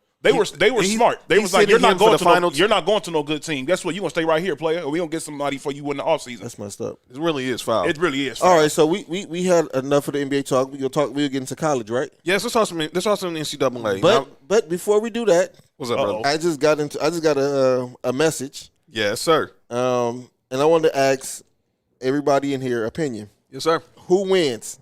Is it Duke versus Kentucky, right? Yeah. Oh, I saw that. So on Duke they had Kyrie, Jason Tatum, All right, Jason Tatum. Brandon Ingram, Ingram. Zion, All right, all right. and Bagley. Okay, so that was some more recent Duke players. Yeah, this is recent. These all players in the league. Okay. Kentucky has John Wall, Devin Booker, Oh my God. Julius Randle. Wait a minute. We're talking Kentucky, Devin Booker, right? Yes, Okay. Julius Randle, Murray from Denver, Jamal Murray. and Anthony Davis. I said they should have took out Jamal Murray and put DeMarcus Cousins, and that team would have been unstoppable. Okay, I can agree with that. It's probably gonna be. I hate to say this, man. It's going and what those teams right there is going to be Duke. Yeah, because that wasn't Kentucky Devin Booker wasn't NBA Devin Booker. Kentucky Devin Booker was a 6 man. Yep, he wasn't even a starter. That's crazy, ain't it? I mean, it was. But, I mean, that team had a lot of players on. If there. you want to look at it, we wouldn't go that like Kyrie Irving. Because he only played like 6 games, didn't he? Wasn't the same Kyrie Irving. What's up, big? Okay. Yeah, Man. I don't. Let me think about this. yeah, but Come at the end of the show. I'm gonna have to discuss that. If y'all listen in the comments, that Duke team versus Kentucky, let me know your thoughts. Oh my God, Ben Fair's probably gonna go with Duke. So I probably would too, honestly. yeah, Jason Tatum and Duke was a problem. No, Jason Tatum and Zion is a problem. Jason Tatum and Zion and imagine if they would have kept the 2-year rule against intact. Anthony Davis and John Wall. Oh my God! I think the NBA going back to college. I think the NBA should let players go from high school to the league. But if you go to college, you have to be there 2 years. Yeah. You have to be there 2 years. I've been saying that for years. I'm more so go out of high school, but if you got to go to college, 2 years. Think about Kentucky during that run if they would have had players over there for 2 years. So basically, you had John Wall, and just think about that. So John Wall in 2010. Let's say 2010, John Wall and DeMarcus Cousins. Mm-hmm. So they there in 2011. Dang. Anthony Davis And with Kid Gilchrist. He was nice in Kentucky. He really was. and then you think of what? He was like their leader over there. Oh, I got it. Who? 2014 Kentucky, 2015 Kentucky. Julius Randle with Karl Anthony Towns. And Devin Booker. Oh no! How about this? You would have had Brandon Ingram playing with Jason Tatum. Ain't that about nothing? Think about that. If they had a 2-year rule intact You had Brandon Ingram and Jason Tatum. on the same team at Duke, both of them were a problem at Duke. I hate to say that too. My God. Dookie. My goodness. Anyway, so Yeah. last week we made some picks, right? Yes, we did. Oh God. Yeah. But speaking of this, what is the score? Of this? Shout out to my boy Nick. Shout out to Nick. Shout out Nick. Did Nick just shout out himself? All right. I mean, you got to say full gov on that one. Cause, Oh yeah. Shout out to my boy Nick Foster. You know what I'm Oh, saying? okay, cool. okay. By the way, Y'all a fool. Duke. By the way, Michigan UCLA College. just started their. It's 15-12. Michigan 7:38 left in the first half. Michigan about to hit the freeway with them. Yeah, they finna say They yeah. better. Y'all going back to Cali? Both of y'all. Hey, hold on, man. Oh, that's cold. That's a tough topic to get into right now. But Say that. Yeah. See, Yeah. Ken said, I hate to go there, but no one to guard Brandon or Jason. Yeah, My that's goodness. true. That's true. Yeah, that team would be insane. So last week when we made some picks, we had Oregon State versus Loyola. Nick was the only person who actually had that right. Yeah, you picked Oregon He State. picked Oregon State. Billy Jean didn't help him that game. God bless you, Sister Jean. Not a lover. Then we had Syracuse versus Houston. I was the only one that won that one. Dang, come on, buddy Boeheim. Nah. Nah. What one shiny moment? I mean, for this year, it really didn't matter. It really didn't. We'll be cool for next year. Yeah, definitely. The next game we had Villanova versus Baylor. Everybody won that. Yeah. Yeah. And then we had Oral Roberts versus Alabama. John won that one. Roll Tide. But you didn't hear me say that out loud. I don't know why we picked the Denton School. Creighton versus Gonzaga. Everybody won that one. And we weren't picking those races. Coach. And then USC versus Oregon. We all picked SC. Yeah. Yeah, that was a bright spot of the weekend. Yeah. And then so for the next round we had Loyola didn't play Syracuse. Dang. The Nuggets are. So that was just a disaster from the start. Yeah, and then we had Baylor versus Oral Roberts. Hold on. I'm looking at. Is that a real score? The 76ers are getting destroyed by Denver, 76-52. Back to college. Oh wow. Yeah, they need to go back to college. Time out. We got to give this boy a shout out. Who's that? Michael Porter Jr. is killing. What's his number? 25 points, 10 for 13 shooting, 5 for 5 from the 3-point line. He said Ben Simmons. He said defensive player of the year, huh? Said defensive player of the year, huh? Said Simmons Penitentiary. He's like, not. He said it's Escape for Alcatraz. All right, and so then the only one we actually had right was we didn't pick Michigan. I didn't say the Michigan UCLA. We all picked UCLA and we all picked Michigan. So Boy. yeah, so we all Jamal Murray. So right now, the Final Four, right now, if you haven't know, the Final Four has 3/4 is set. It's Baylor versus Texas. And who was our Final Fours? that we picked Baylor versus Oral Roberts because the majority of Oral Roberts won. Yeah, Baylor. So Baylor, we got we got that one right, and then Loyola versus Syracuse. Neither one of those was in there. Cool. So then we had Gonzaga versus USC. John was the only one who picked Gonzaga. yeah, and I wanted SC to win too. And then Michigan. Everybody picked Michigan. Yeah, and that's gonna. So, Russell Westbrook got another triple-double. by the way, did you hear what Stephen A. said this morning on First Take I about didn't that? listen. I didn't listen to his rant, but I heard. I saw he said his that numbers didn't mean nothing to him. 35 points, 14 rebounds, 21 assists.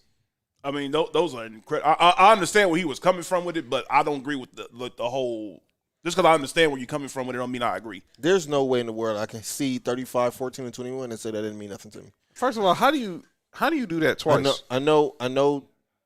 He's known for padding stats, Yeah. but for the fact that you're doing it, 35, you get 35 points and 21 assists. And there's only two other people who've done that, and their name is Irvin Magic Johnson and Oscar Robertson. And he got 22, 14, and 15 tonight. Russell. 7 for 20 shooting. And this is an off Russell Westbrook year.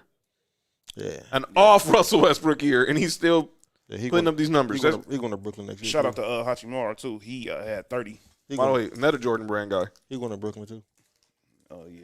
next I year. was surprised. That wouldn't shock me. All right. So and then we all picked Michigan, and then Michigan's still going on, but we all picked John, you picked Gonzaga, me and Nick picked USC. Yeah. So we'll see how this goes. But it looks like Michigan, it's a close game to start, but anything can happen. Let's go move on to the NFL. NFL. Let's have some NFL talk. And as I said as we started the show, NFL. we got we are officially a month away from the NFL draft. And which will happen in Cleveland, Ohio this year. There we go. The great people at NFL Films, thank you. Trevor Lawrence has made some news. Obviously, the presumptive number 1 overall pick. It's already been announced. He will not attend the draft in Cleveland. He's staying back at Clemson with family and friends. Why would he know where he's going? Why don't he just go to Jacksonville? Why don't he just fly to Jacksonville if that's the case? Hey, is it? He can't do that yet. He's still Good point. He's still under NCAA. Well, first of all, the Florida Georgia line is basically right there between Blackshear and Jacksonville. He can go back home to his hometown of Georgia. You basically in Jacksonville in 2 hours. Go ahead, man. He from Georgia? Yeah, he's from Georgia. Him and Justin Fields. What them Bulldogs doing? Don't even worry about it. You ain't got to answer that. Anyway. Well, how you think I feel? I mean, Peyton Manning, Arch Manning is Peyton Manning's uncle. Get him there. Get him to Tennessee, Peyton. Don't let him go to LSU. No, he does not. I don't know. He's not going to Ole Miss because Archie and Eli went there. No, you're coming to Tennessee, Arch. I'm saying this now. Cooper, tell your son he's going to Tennessee. I'm done. No, he's not. But on this Trevor Lawrence story, it's not a big deal to me. But now this will be the fourth number one overall pick in the last 7 years to say I'm not going to the draft. I mean, I don't know what. I guess Who was the other ones? Obviously, Jameis in 2015, Okay.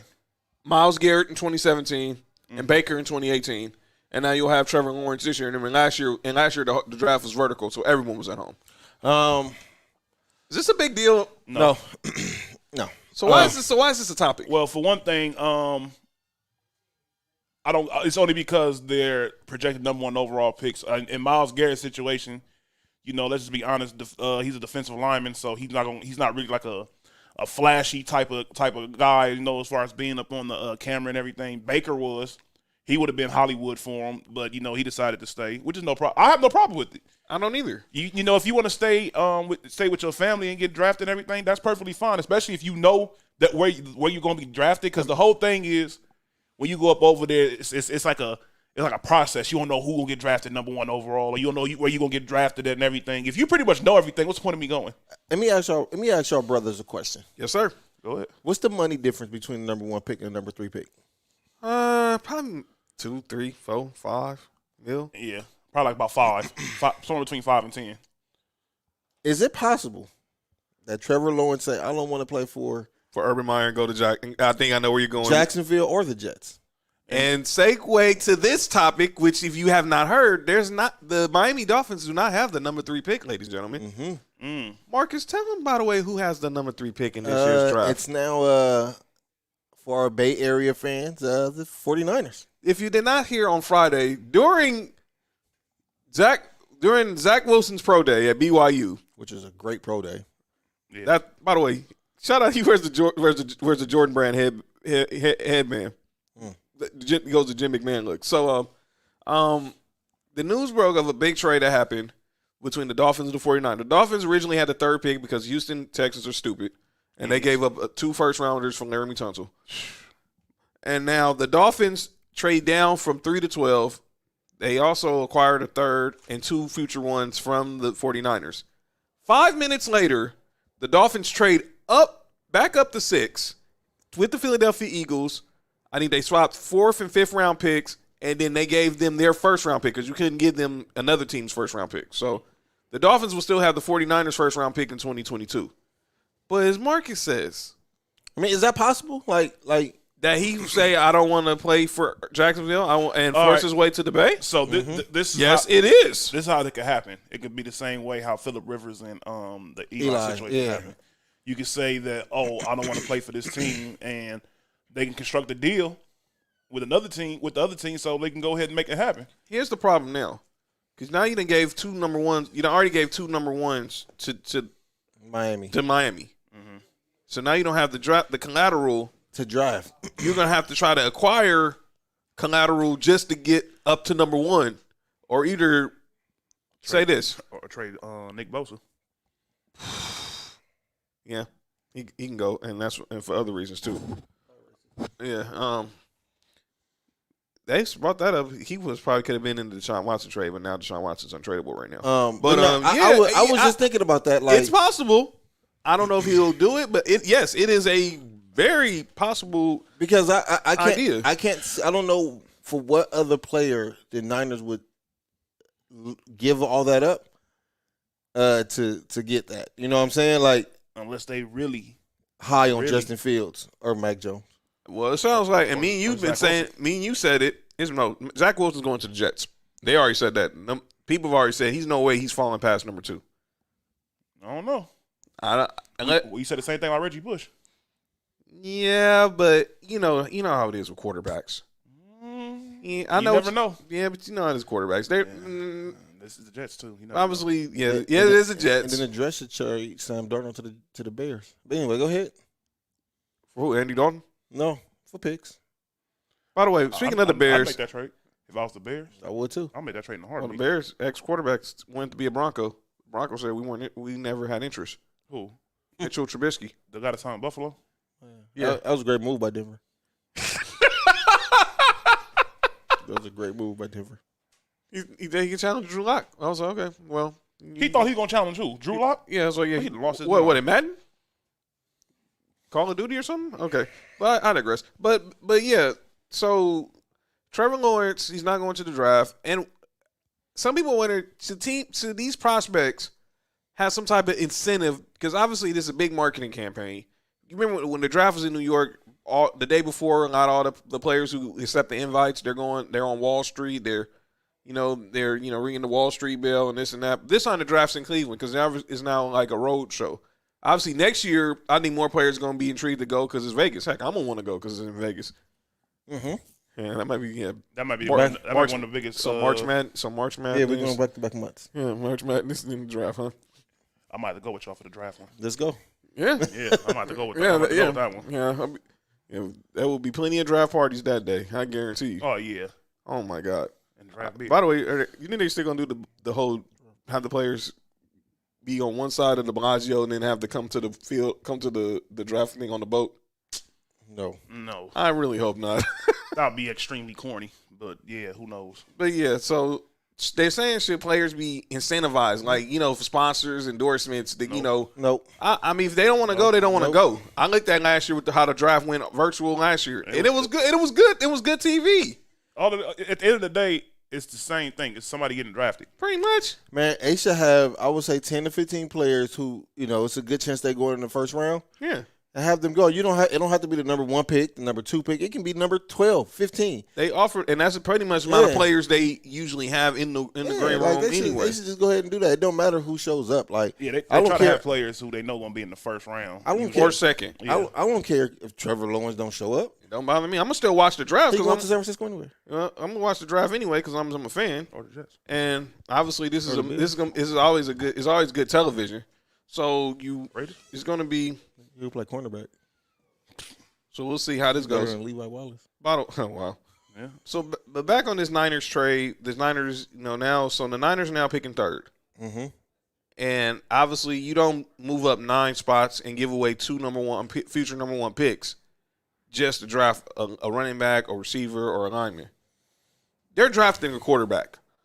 Now, the names that we keep hearing, some people are saying that they did it so they can move up to get Justin Fields. Some people are saying Trey Lance. But the name I keep hearing is Mac Jones. Who? Mac Jones. Okay. Mac Jones, the quarterback of the Alabama Crimson Tide. 17-17. All I have to say is to that, Alabama quarterbacks usually aren't that good in the NFL. And you wouldn't have had to move up 9 picks to get him. You could have moved back 9 picks. You would be back 90 picks to get him, to be honest. You know something? You know what that kind of sounds like? When the Bears got Mitchell Trubisky and he ended up with Buffalo, or what? Drop the mic.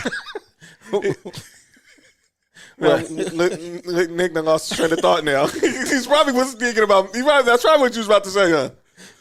I was cool to the Buffalo. I get it. The Buffalo was crazy. Remember, he's a backup, Mark. He's not taking He shots. should have backed up into another team, I guess. I don't know. Yeah, he tried to go to Denver, but that's like Denver said we have zero interest in you.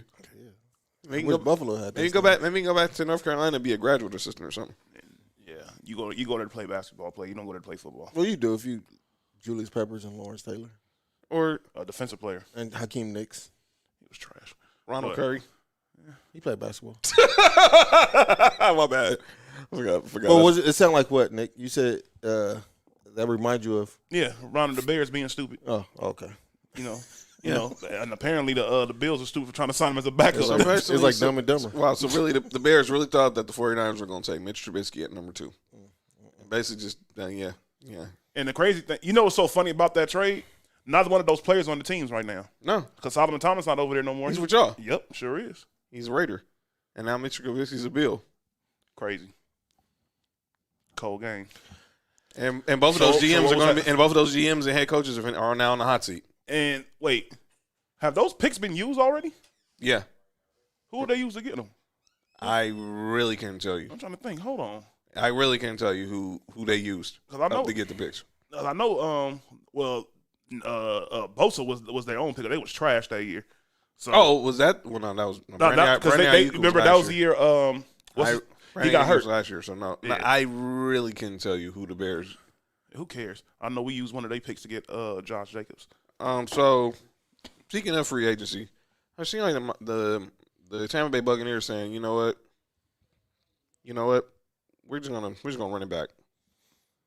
We're just gonna run it back That was smart. That was very smart shit. because what they did. I can't wait till they trade for Odell Beckham.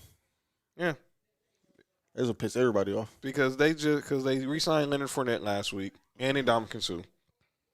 Oh, and Dominic Suh did sign. No? Yeah, Yeah, he was over doing a thizzle dance after he signed. He signed a 1-year deal. But you're foul. Let me But- see the Pepsi.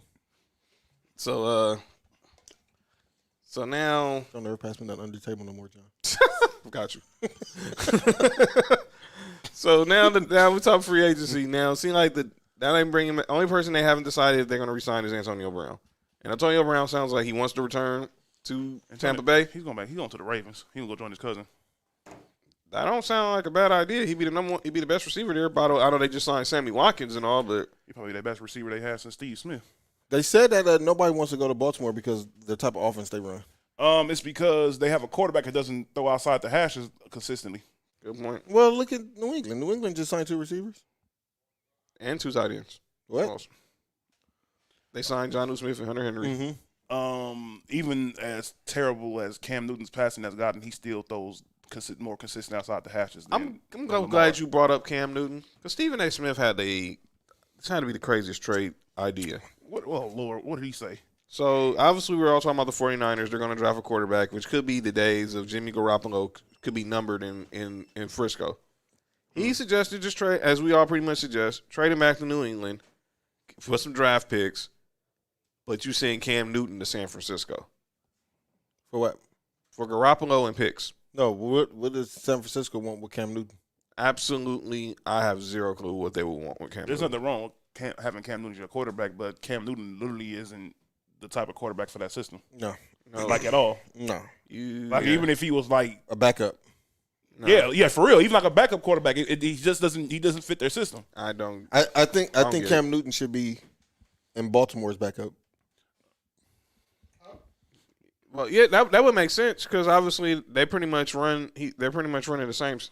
He's a good fit for the Greg Roman system. So, Might be running the system better than Lamar can. oh wow.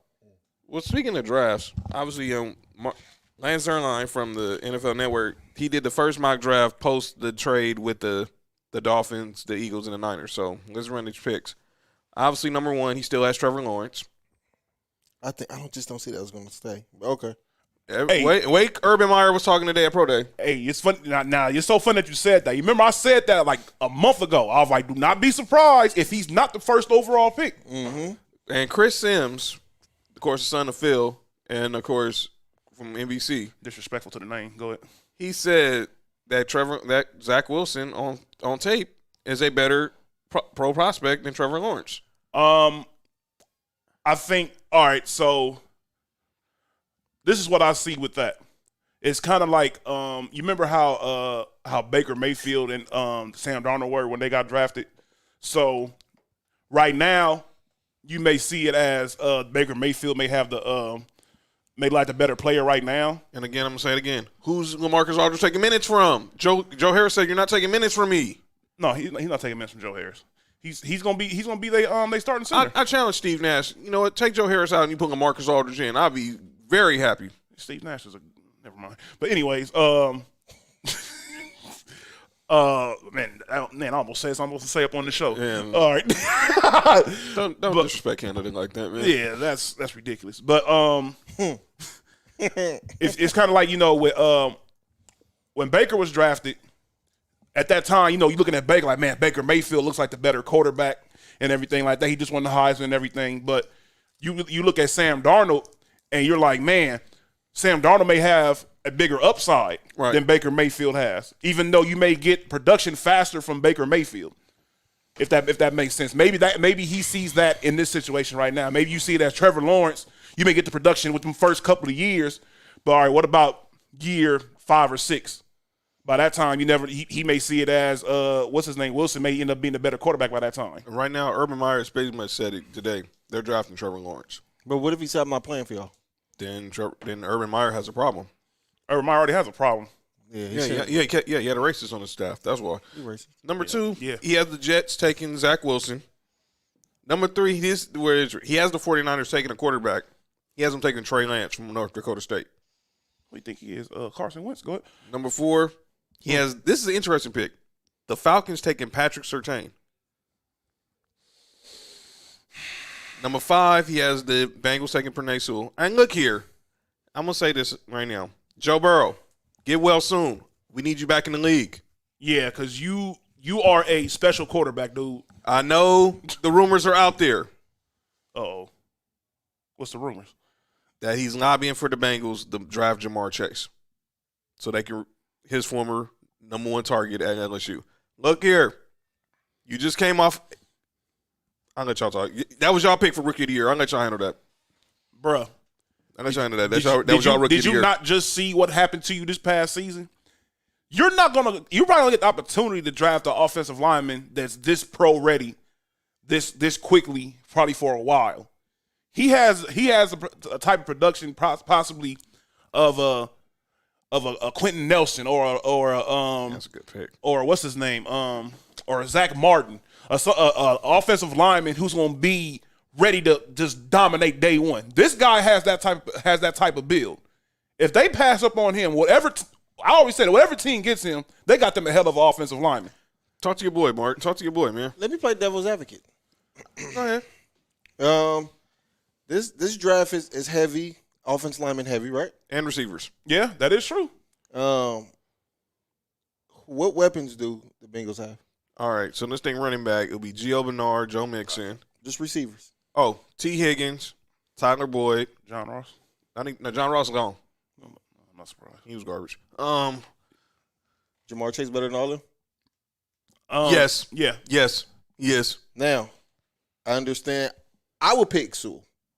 But I can also understand we might not have a chance to pick a ready-made receiver to come in and do this like he is. So, again, Joe Burrow, T. Higgins, Jamar Chase. And that's still not a lot of weapons because, I mean, they need a tight end. They need you know what I'm saying? Like, there's other positions that they need. But I feel like, if you can draft Chase that high, right? Yeah. And then you use the rest of your picks for offensive linemen?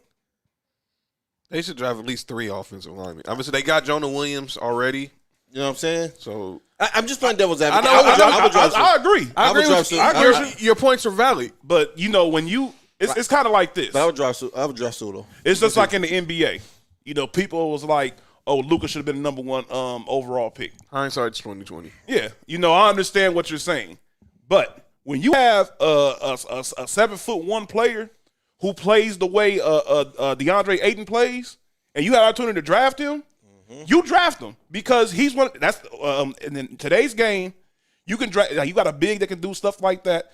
You can put him in any offense, and he'll be good. And I had no problem with them taking DeAndre Ayton 1. I had no problem taking Marvin Bagley 2. Speaking of Jamar Chase, he has him going 6 to the Dolphins. He has the Lions taking Devontae Smith at 7. Mm-hmm. He has Mac Jones going 8 to the Panthers. Whoa. You said who you said drafting what's his name? You said the Giants drafting who? The Detroit Lions. Detroit Lions drafting. Oh, because they said the Giants. I'm about to say. No. I'm telling you who they have the Giants getting. I'm about to say him and Kenny Galladay. So he has Mac Jones going to the Panthers. He has my Broncos getting Justin Fields. He has Rashawn Slater, the other old lineman, going to the Cowboys. He actually has Kyle Pitts going to the Giants. Wow.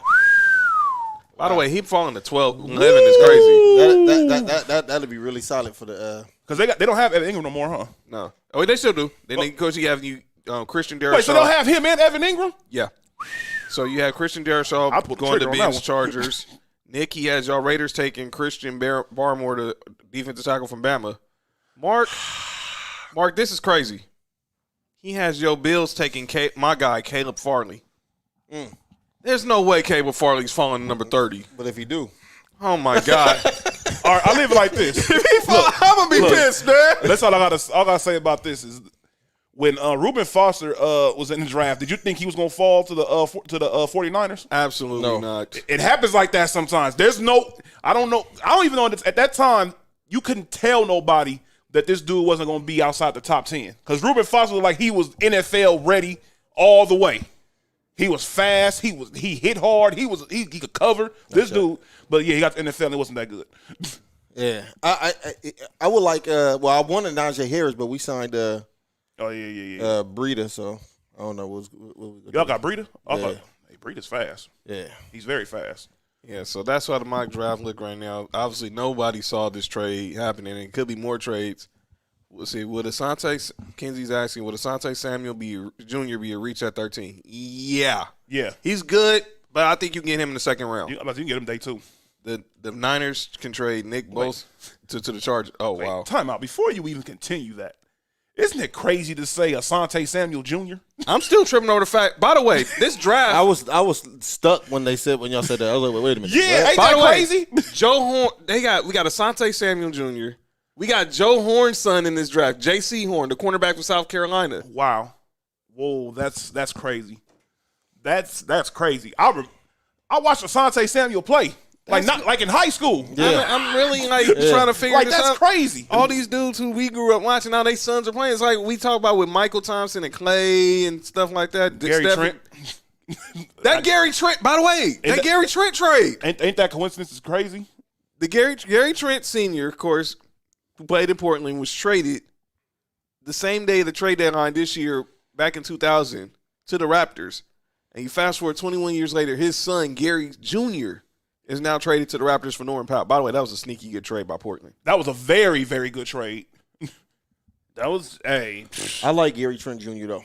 I do too. I thought he was gonna be a good player up over there. But I think wherever he end up, because I don't think he go stay in Toronto, but wherever he end up at, that's gonna be a solid pickup for a championship team, man. yeah, and I think he's gonna end up being a starter, and he's gonna be a very good. I think I can see him being one of those guys give you between when he hits his peak 14 to 16. Yeah, 14 and 16, but he's a good defender and he does everything else on the court. Good 3-point shooter. Mm-hmm.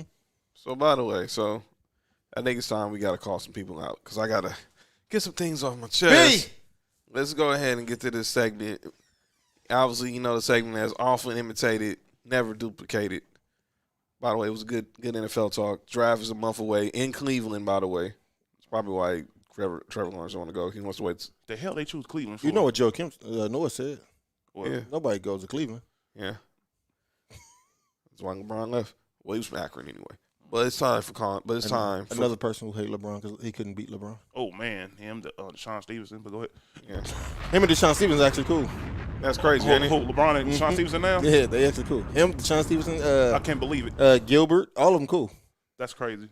Shout out to Gil. Gil trains his son, but that's off the mic. Nobody should know that. Yeah. Shout out to Gil. But it's time for calling out names. My ladies boy and gentlemen. Gil. Oh, chill, Gil. I'm going to open up this. We talked about the trade deadline. So I'm going to keep it there, and I'm going to start with the Houston Rockets.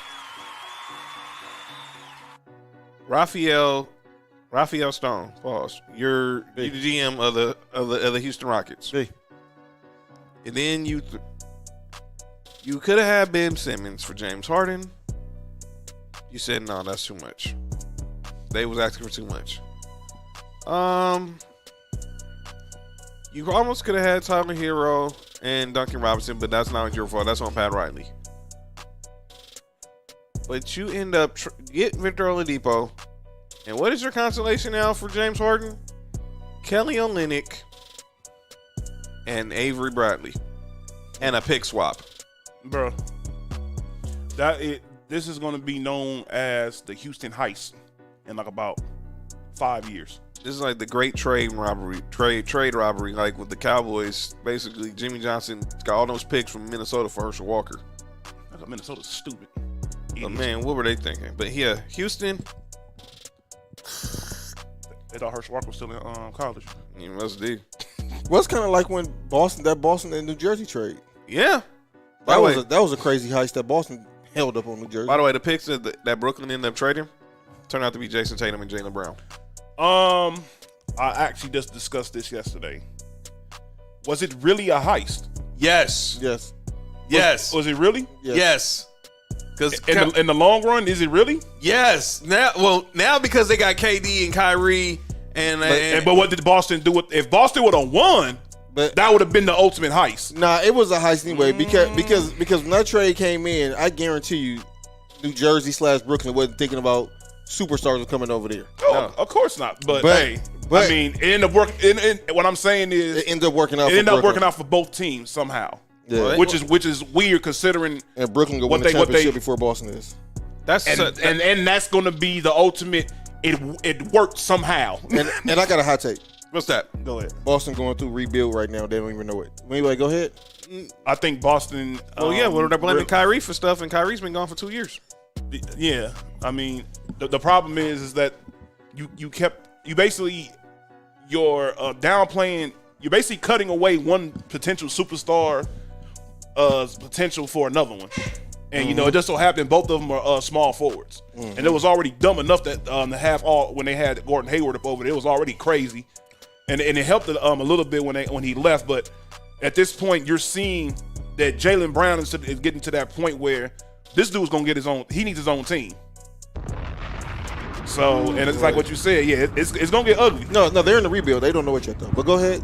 All right, now my next person I'm calling out is Kim Mulkey. What's up, B? Oh yeah, and that over to Mr. Reddy. Kim Mulkey, the head coach of the Baylor women's basketball team. By the way, Baylor got robbed last night. That was a foul. I don't care what you say, Gino Auriemma. You can take a shot at LeBron all you want. What's up, bro? Stanford won Who? Stanford. So Stanford's in the Final Four, women's Final Four. in the women's Final Four. They Shout out to beat Russell. Louisville. Shout out to Russell Wilson's sister on Stanford, Anna Wilson. UCLA up by 4 at halftime. Whoa! Michigan in trouble. All right. Yes, come on, Juwan. By the way, Mark, the line you said the other day, Juwan won the title in Jordans. That was won the game coaching in Jordans. That's crazy. But I'm calling out Kim Mulkey. Obviously, I know she was upset because obviously Baylor killed Kim Mulkey, the women's coach from Baylor. I know she was upset because they lost, but she said the most idiotic comment. She said that the NCAA should not test for COVID during the Final Four Why the hell not? because there's only 4 teams left. And Me reminded Kim Mulkey tested positive for COVID at Christmas. man, she need to shut up. And by the way, I'm gonna say this again. Where's Baylor located again? Texas. Texas. I'll rest my case. Red Mac. Wrong show. Yeah, I was about to get this whole thing shut down. Yeah, it's about to be over. But okay, the last one I'm calling out, and this might make Nick happy. Molly Karen Rose. What she do now? Let me say this, and it's not nothing she said wrong, but it just proves one point to me. People in the media are just people like us. They're fans with a pen or a microphone, or with a microphone. For Molly to basically overlook how UConn basically robbed Baylor of that game last night, because she came on First Take in her she's an alum from UConn. She came on in her UConn sweater, and she tried to blame it on Baylor blowing the 19-point lead. Come on now, Molly. I get it. You're like one of us. You're a fan. I understand that, but let's be clear. Wait, Well, listen. She has a point. Baylor blew a 19-point lead? Yeah. Oh. If they don't blow that 19-point lead, they don't have to be in that predicament in general. That foul don't even matter. That foul don't matter. I hate that it came down to that. Yeah. But that's just how it is. I'm in coach mode. Yeah. Right. So when I was coaching, if that would happen with my team, Right. I was gonna stop complaining about that foul because y'all had a 20-point lead and y'all blew it. Yeah. It's on y'all. It's not on the ref. It's on y'all. Yeah, that's on y'all. Seriously. So, and Gina Auriemma's daughter tweeted, it was a foul. And then she quoted the line from The Godfather: "You never go against the family." Yeah. What the hell think this is? Ain't good. Watch out, man. So, so that was me. I'm calling out. Mark, who you got, bro? I don't think I have anybody. I've been trying to this week stay away from the idiotic stuff that's Are been you going kidding on. me? Okay. So I don't have anybody. Bravo for that. I couldn't. Oh, stay I away. do. Yes, you do. Okay. Buffalo signed the punter. That was like the number one signing for them. Are you kidding A me? punter. I thought it was, so. It's not Mitchell Trubisky. You're not gonna celebrate y'all signing Matt Breida. I mean, Y'all he has signed a Emmanuel- point there. The first major Buffalo signing was a punter. Was a punter. Yeah, that's pretty much the Lakers signing. That's what I said. Yeah, that's when they say Timothy Mozgov. yeah. Please Oh, don't yeah. say that dude's name. because of one game. Yeah. By the way, he and that game wasn't even the season after he got signed. It was basically 2 seasons ago. Where he had that like 25 points in the finals. Yeah, because Kevin Love was hurt, Kyrie was hurt. He was basically LeBron's second player. It was LeBron and Matthew Dellavedova. And he took that Golden State team to 6 games. Yeah. With Matthew Dellavedova as the second best player. LeBron should have been Finals MVP. And Matthew Dellavedova had to go to the hospital after 2 of those games. He was so tired. Yeah. LeBron should have been Finals MVP that No, he first year. wouldn't. No, he should. Should have been Finals MVP that year because there was nobody on Golden State. I don't care how many points Steph averaged. I don't care Iguodala. They gave it to Iguodala because he held LeBron at 35. But anyway, go ahead. The sad part is that's true. And people have this crazy logic That he really played defense on LeBron. and same thing with Kawhi Leonard in the finals. LeBron averaged 30, 9, and 7 that final year against the Spurs. His last year in Miami in the finals. So how in the world do you say that this dude? Like Listen. I don't get that. How can you shut somebody down and they still average 30 points? Listen, LeBron averaged 35 in that series. I guess the bar was really low. But they wanted him to average 40. But go ahead. Go ahead, Nick. So Kevin Durant, you make this idiotic statement Oh boy. where you basically said that you can't win the championship on your own. Dude, first and foremost, thanks for stating the obvious. It's a team game. Second of all, don't try to use that as a way to verify what you're doing. Facts. You going around here doing for the past about 5 or 6 years, you have been your own worst enemy. If you had the mentality LeBron had with the media and everything, then I'll probably feel different about this situation. But every time the media says something about you, you complain, and then you do more stuff or make say them- more stuff to make them respond to what you're saying. Him and Kyrie belong together. Yeah. That's why I said this. That's why I said this team gonna self-destruct. Because if stuff don't start going their way, which it's not. Watch when the playoffs come around. Watch what happens after that first round. If stuff don't go right, this team is gonna fold because they don't have. I'm gonna be honest. They know that coaching staff is not that good to me as a whole. You got this. You got Steve Nash who hasn't had a piece of anything coaching experience since he's Well, he worked with Kevin Durant when they was in Golden State. doing what, his shooting coach. That was pretty much it. It was Yeah. player development. Player development. Yeah. So you mean to tell me that Kevin Durant needs a player development coach? Okay. All right, that's like Tom Brady's quarterback coach. But anyways, it's a job, but it's a job that has no meaning at this point. So Kevin Durant, you want to do all this, bro? Stop complaining because you just feeding into what you're trying not to do. Second, LeBron haters. Some of the stuff that y'all come up with is absolutely insane, and I honestly think you guys are more obsessed with LeBron than LeBron fans. Preach. You want to know why I know that? Pause to what I'm about to say. The term bronzexual I is hate the that. most unbelievable, I hate that word. crazy. Who in the world is even cool with saying that term? First of all, how do you a grown man say that? And they be like, "Oh, that's the reason why." Are you kidding me? Go ahead. No, not that one. No, that's how they sound. Yeah, that's how they sound when they say that little crazy Are you kidding sound. me? But anyways, some of the logic that you guys have when it comes to LeBron gets stone. It's just I don't get where it comes from. It seems like you just make stuff up at a certain point. They do. Yeah. I think a lot of people who talk on somebody that they hate, it comes from they speak from an emotional standpoint. Yeah. It's not like a factual, or it's not anything fact based. I'm speaking from my emotions. Yeah. And this is how I see it. You know what I'm saying? Yeah.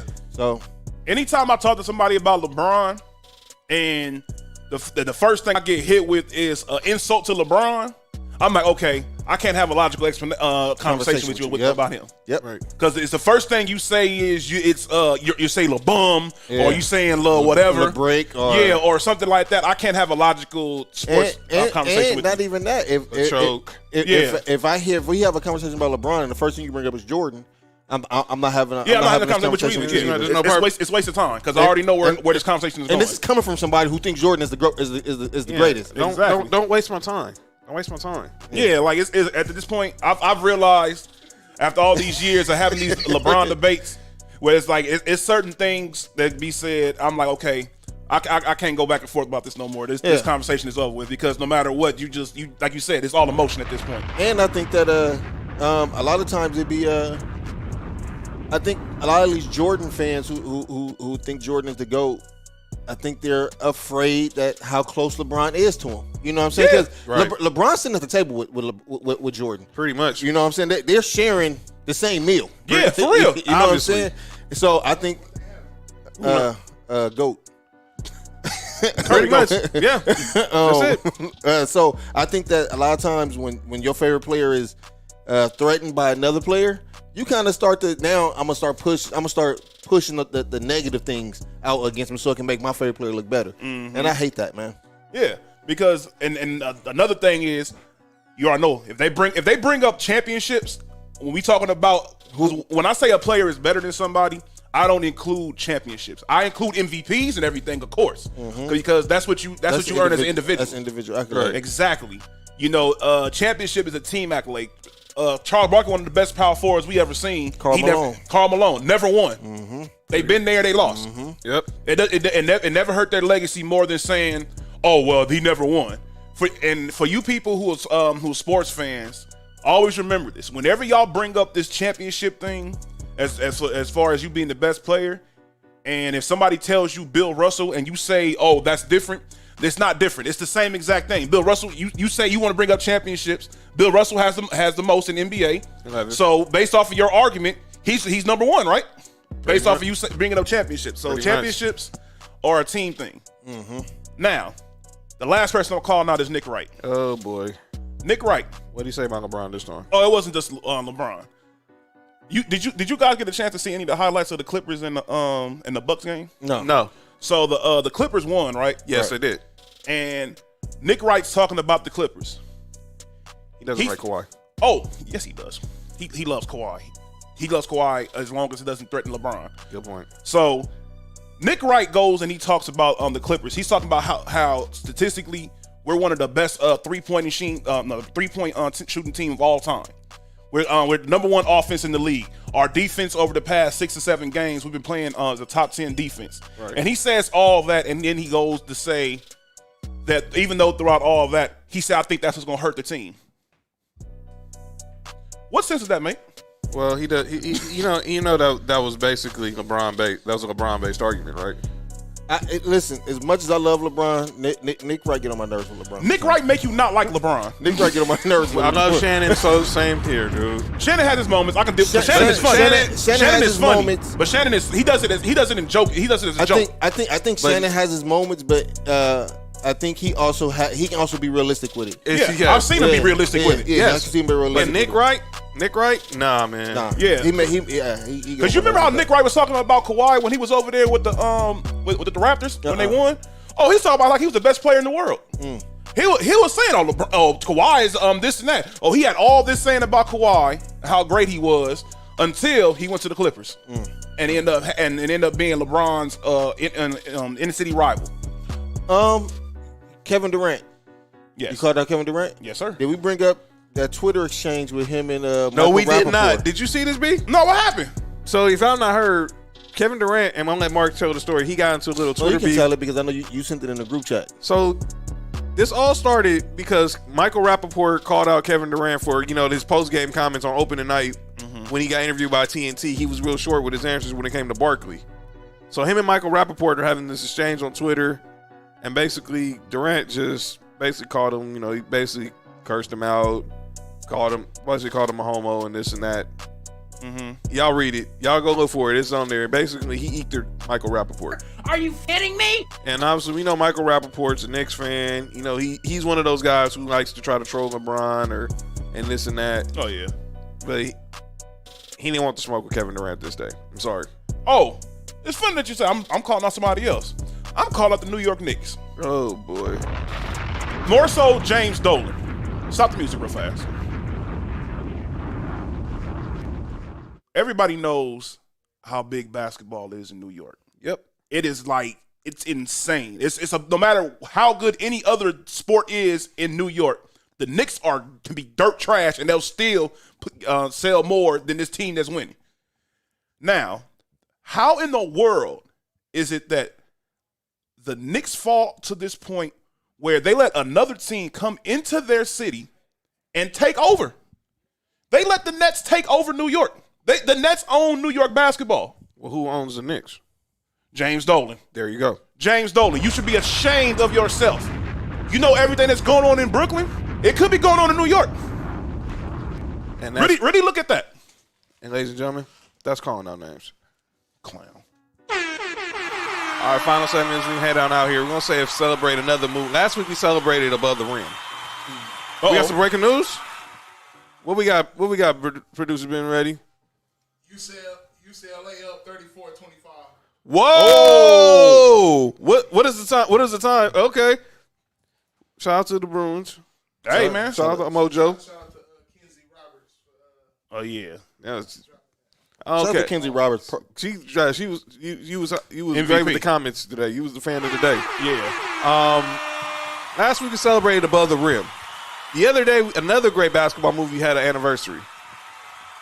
I want to say Celebration, The White Man Can't Jump. Great movie. Hilarious. Low key, one of the best basketball movies ever. Shout out to Wesley Snipes, Woody Harrelson, Rhodey Perez, I was a little pervert when that came out. Marcus Johnson was in that movie. Dwayne Ross. Marcus is what? No. Old school. Are you kidding me? Old school. Marcus Johnson Are you played in the kidding NBA. me? Dwayne Are you Martin. kidding me? Dwayne Martin. Kadeem Are you Hardison. kidding me? Are you That's a mix. That was a mashup. kidding me? Did he just do a?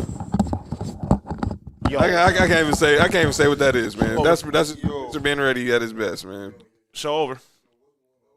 So let's celebrate. That was one of the best movies. But what's one of your favorite scenes from that movie? And then we gonna head on out. Oh man, it's too many. We was watching that movie not too long ago. One of the funniest parts of that movie, most definitely, is when he I can't say it on the show. when he went to go get. Oh, you crazy? I don't. Yeah, yeah. I forgot about that. Moment of silence for Rosie Perez. Yeah. Shout out to Spike Lee. She said he made her sleep with him to be in that movie. Is that a fact? I'm not shouting out Spike Lee for that. I'm not shouting out Spike Lee for that though. Why you do that to a native to one of your fellow Brooklyn natives? Come on. You know what she was doing, but yeah, but easily the part where old boy went to get his gun at the end of the at the end of the game, Yeah. and everybody's like, huh?